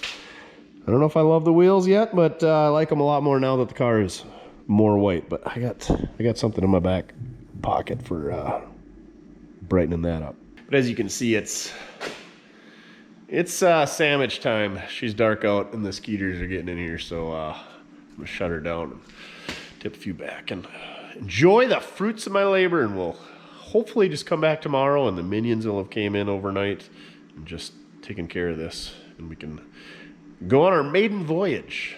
Oh yeah, we got a transmission in it, in case you haven't noticed, and I drove it around the yard from the front of the shop, off the lift, to the back of the shop. It seems to work good. We've backed it in and out a couple times. Fingers crossed. Otherwise, it's going to be adapter and 700 R4 time. All right, we'll see you whenever we see you again.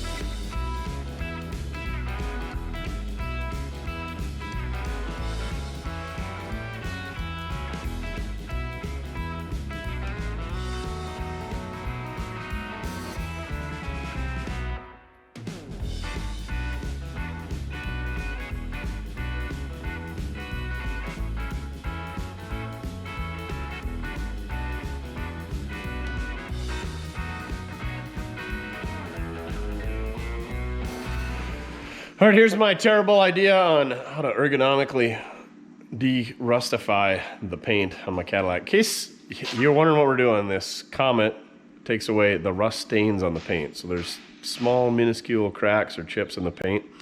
And over time, humidity, condensation, whatnot, causes that to rust. And that's what makes this car look all rusty when it's really not.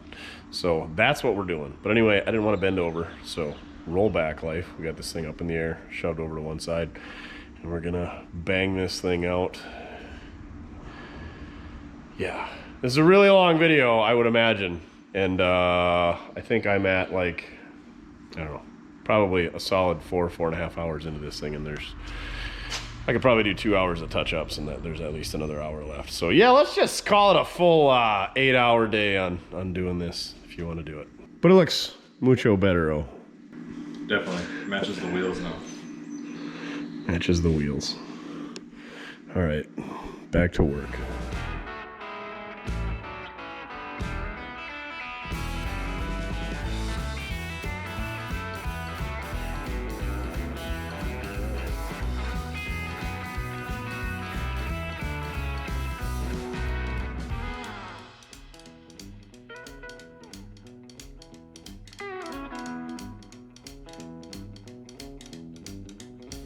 All right, now that we've got the caddy all wiped down with the Comet wash, I'm gonna clean it up so we can get some of the, maybe put some patina sauce on there. See how that turns out.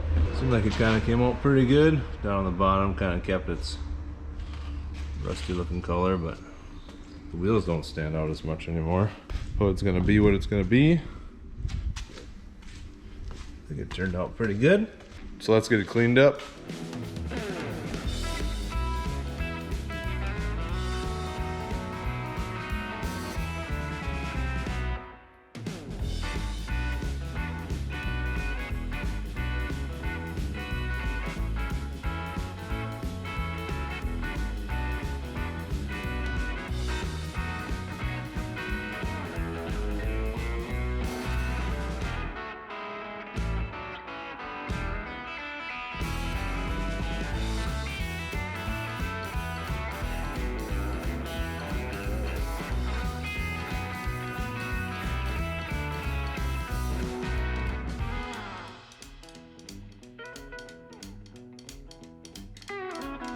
Alrighty, got the Cadillac all washed down and wiped down, so it's dry.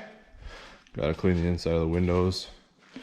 I'm done with this though, but next step is probably, you guessed it, we're gonna do some patina sauce on here. On their website it says to clean it, sauce it, and then at the end, if you really want to, you can wipe it with some of their happy ending sauce. So we're gonna start off by spraying the whole car down with this So Fresh, So Clean all-purpose cleaner to get all the rest of the grit and stuff that I missed in the wash. And then we're gonna go ahead and, after that dries, go ahead and start hitting it with the sauce, and then allow about 15 to 20 minutes, it says, for cure time on this. And then we'll see if we end up getting the happy ending in there or not. Let's get started.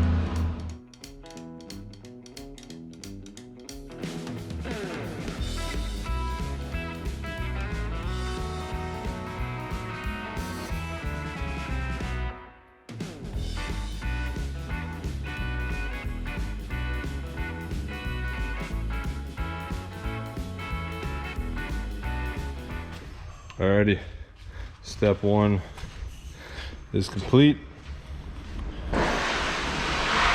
Shined it up pretty good. Marshall's burning the place down. Got it pretty clean. I'd like to see what it would do up in here. Still got some, probably from all the marks we're getting in and out of this car. But, so maybe try it on the top after the fact. So on to the next. Gotta sauce it now. It does, there's a pretty good amount of warnings there, so I'm probably gonna wear gloves when I'm putting them on. So I got the washed car, cleaned the surface with the So Fresh, So Clean all-purpose cleaner. Now I just gotta wait for it to dry, and then I'm gonna apply the patina sauce with some microfiber towels and go from there. So I'm gonna get prepped for that, get a new battery, and start this process. All right, I think the So Fresh, So Clean all-purpose cleaner is dry now, so got my gloves, got a roll of rags over there. We'll get to saucing.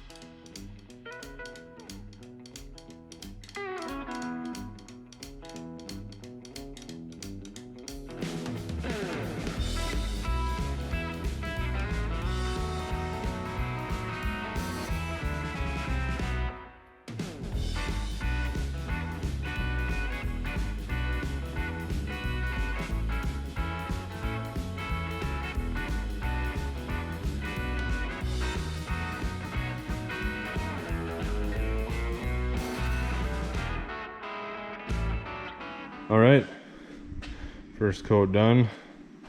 According to this, started 23 minutes ago, so I probably could start wiping off the other side.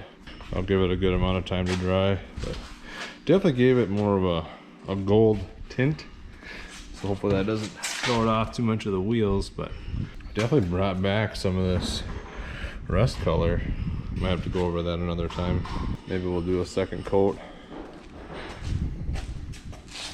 But I'll let it dry, come back. Well, 15 to 20 minutes has gone by, so I'm gonna wipe this all back off with a clean rag, and then I think I'm gonna put another coat on just to be sure I got it all. So here we go.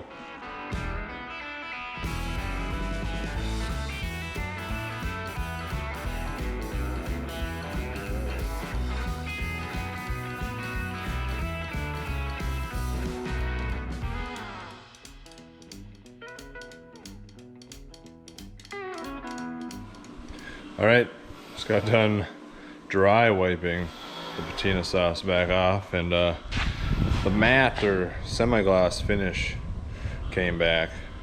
It was kind of weird. I was worried that kind of like stainish brown would kind of stay on there, but that's really what actually wiped off. So the wheels aren't actually going to look so funky. I'll show you the dry rags. I mean, it came out pretty good. You can see just a little bit of shine. So like you're wiping it basically back off. I had to use 2 rags. One was completely full.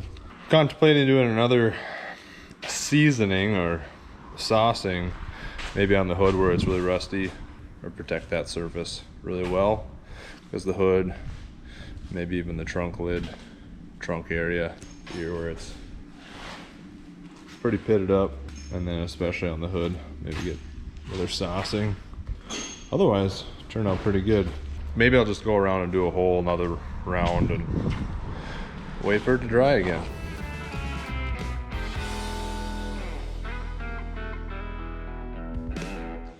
All right, did 2 applications of the sweet patina sauce. I think it turned out pretty well.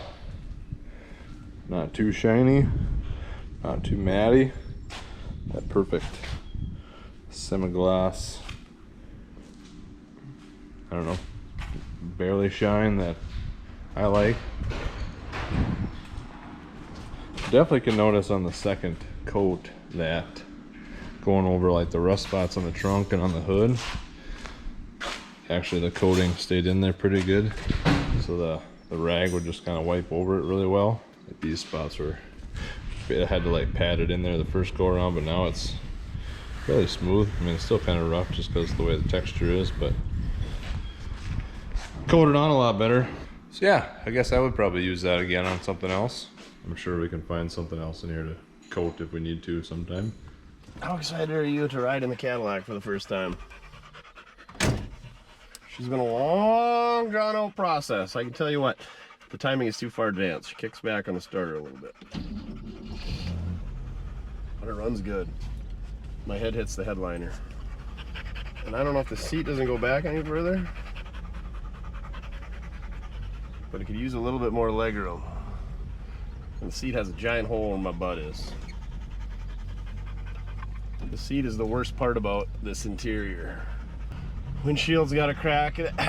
That's the problem with me finishing a project. They're never, like, the end project is a 100-point car, and it would cost you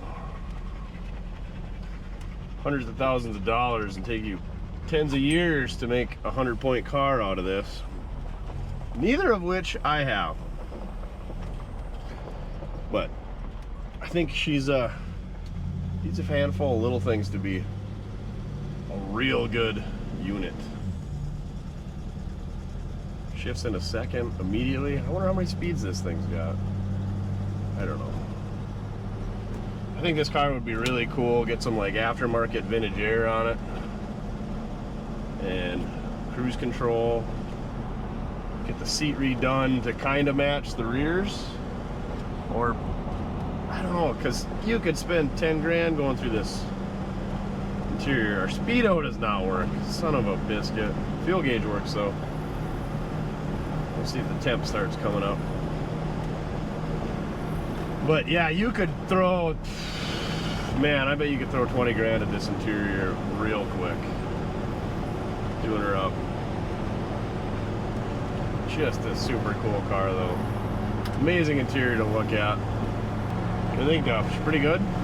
Wonder what happened to our Speedo. If it's gear stripped out in the transmission, or we forgot to hook it up on transmission swap, or maybe it's not hooked up under the dash. We'll have to check into that. Even the padded dash is in superb condition. I'm sure the clock doesn't work. Man, I couldn't tell you the last time we worked on a car that had a clock. Pretty, I wouldn't say they're rare. It's just, it was kind of a niche 60s and 70s market. I think there was some in the 40s and the 50s, but it's mainly these big old boats. Yeah, seats definitely got to go back for a big boy like me. Temp gauge is creeping up a little bit, so that's good. It means it's working anyway. It has been in the mid 80s, so she's a little bit, she's warm. But it's got a big radiator, we got a shroud on it, it's got a big fan. So it helps when you shift it into third. It must be a 3-speed, or it has reverse, low, second maybe, and drive. I don't know. But yeah, now it's just idling at 55 mile an hour. Temp gauge is not creeping up anymore, so I think we're running nice and cool. This thing does just float down the road. That was the other reason I went with the tires that I went with. You can go with like a little skinny sidewall, and I know people like that look, but you get a lot better ride quality with a thicker sidewall. So I can't remember what series I went with, like a 55 or a 60 series. Way better than the 35 or the 40 series. Gotta get some meat in there. All right, we're up to highway cruising speed, 65 mile an hour. This thing is great. I didn't even know it's got the blinkers in the fender spears. Just noticed that now. Wonder if they work. Doesn't look like that one is. Doesn't look like this one is either. Maybe they're not supposed to light up. I'm almost positive that they are. And this thing is so cool. I wish it were just a little bit better, but we don't want it too nice, because then we can't haul Duff in it, cruise gravel roads, and haul spare transmissions in the trunk. But it's super solid, man. The floors are so good in this car. The rust in the dog legs on the fenders and the rockers is almost a given with one of these. And it's totally fixable, and you could blend it in with the paint if that's what you wanted to do. But I would totally drive it up. Price and availability in the video description on this car. I would love to keep this car, but I just got too much stuff. If I gotta hang on to it, I'll hang on to it, but I would just as soon somebody else owned it and they took it and made it their own. And you know, if they want to do the seat however they want to do the seat, if they want it lower or change the wheels or put new glass in it, or if they want to completely restore to 100 point, that is great. Hit us up, mortskerepair@gmail.com. Like I said, price and availability in the video description. We'll have all that stuff in the vehicles for sale at mortske.com. Go check mortske.com out for that excellent quality t-shirts. We got the heavy, thick stickers. We got magnetic can koozies. We got magnetic screwdrivers. We got banners. We may have Duff bobblehead dolls. We got super scrapers, you name it. We got, if we don't got it, you don't need it. We got fender covers for your Cadillacs. They're super shiny. Anyway, appreciate all the support from all of you, especially those that have purchased from us at mortske.com. So yeah, come around the corner, shifting through the gears. This thing, tranny seems to be working good. Must have just been a bad transmission. I don't know what the deal with this car was. The rear end was bad. The drive shaft was tweaked and out of phase a couple of degrees. The transmission bell housing was cracked and re-welded, and the transmission was no good. This car, if it could talk, it apparently had seen some things the last few miles it was driven before we got it. But we took this thing, been sitting for 50 years, and a whole heck of a lot of work later, we got her going up and down the road again. stopping, steering. We converted to dual reservoir brakes. I'm getting a little bit of hissing noise from that brake booster, so I don't know if we got a bad one. It's not, doesn't have a vacuum leak, and it stops the car really well. For a big car, this thing slows down good. Steering's nice and tight. We have stuck a pile of labor and parts into this car. The most expensive exhaust job I've ever had Boom Tube do, I think it was $1,400 just for the exhaust on this thing. So the price that we got this thing listed at, I am not getting rich. I am not making anything for our time. New carpet. Had to buy a whole other car for the engine and the transmission and rear end and all the time to change that and all the fluids and all the brake parts. Hoses, belts, paint. Yeah, fluids, tires, wheels. Oh my gosh. This thing has just been the longest project ever. And the problem with projects is by the time it gets to this point, I'm burned out and I don't love it and I'm over it and I just want it gone. And that's kind of how I feel with this thing. But if nobody buys it, we'll drive it, we'll enjoy it, let it sit outside and get rained on and dusty and everything else, because we're probably going to lose the shop, so we don't have room to store all this good stuff inside. So another reason for you to buy this thing, you know you want it. What do you think, Duff? Should we keep it? He's like, I'm not even listening to you. I'm sticking my head out the window, enjoying the nice cool breeze this morning. He says, I'm a pickup dog. We ain't into the Coupe DeVilles. All right, Duff. Let's give her the meat and potatoes, see what she's got. 390, 60 Cadillac, big car, big engine. Here we go.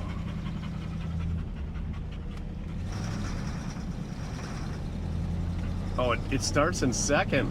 There we go. We gotta try that over again. We got the railroad tracks. Let's get on the other side of the railroad tracks. We don't bonsai over those at 1,100 miles per hour. Yeah, definitely too far. I don't know, she's pinging a little bit. So is that too far advanced? Needs a little dialing on the timing. Carb seems like it's working good. Thought it was only Ford that liked to start you out second gear, but apparently the Cadillacs did it. Ready? See what she's got. Smoke our new tranny. She pulls pretty hard for a big car. Well, you're not gonna set any ET records at the drag strip, but tranny shifts smooth. Oh yeah. She's a good rig. Just needs a little fine tuning. That'd be neat to get that Autronic eye working, so when you meet people at night, that light's automatic dim. That is wild to me that they had that in the 50s and 60s.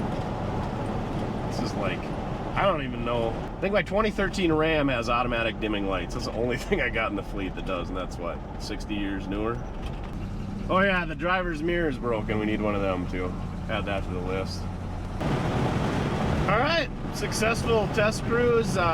Brakes work good, steering works good. Got a couple things to dial in. She's running nice and cool. Speedometer's not working. You know, the usual suspects.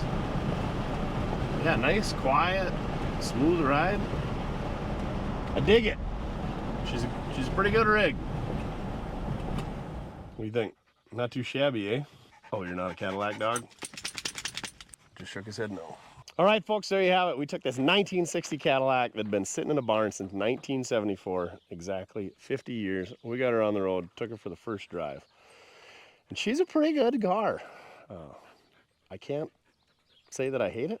I can't say that it's a bucket list car, but it's definitely another one that I probably won't find again. I think it would be really cool to have a 59. 59 would be like a bucket list car, which we had one that came with this car, but it was an absolute basket case. But these things are pretty cool. 59 Cadillac, 59 Chevys, 59 Dodges, 59 Plymouths. 59 was just a good year. But anyway, 60, cool car. So thank you very much for watching. I appreciate every one of you. It's folks like you that watch, comment, like, share, subscribe, buy merch at mortske.com that supports us, that allows us to do things like these big projects like this. I like doing them all in one video instead of doing 18 videos, one with brakes, one with exhaust, one with the engine, one with transmission, one in interior, one doing the body. So if you've stuck it out through this entire video all the way to the end, from the bottom of my heart and Duff and Mojo and Chin and everybody else involved with Mortske Repair, we very much appreciate it that you watch this, because without you guys we wouldn't be able to do this stuff, and we really appreciate that. So thank you very much for watching. Check out our other videos, check out that merch over at mortske.com. Get yourself a nice t-shirt to wear around in this nice hot weather, a ball cap to protect your eyeballs in this weather, because she's been warm lately. All right, on to the next one. Remember, it doesn't matter how you get it done, as long as you're having fun. Caddies, they're pretty fun, but sometimes they're not fun when you got to buy a whole nother car to keep this one on the road. I guess we'll put her in skid row with the Catalinas and the Grand Prix and the 56 Chevys now. And apparently dually square bodies keep showing up around here.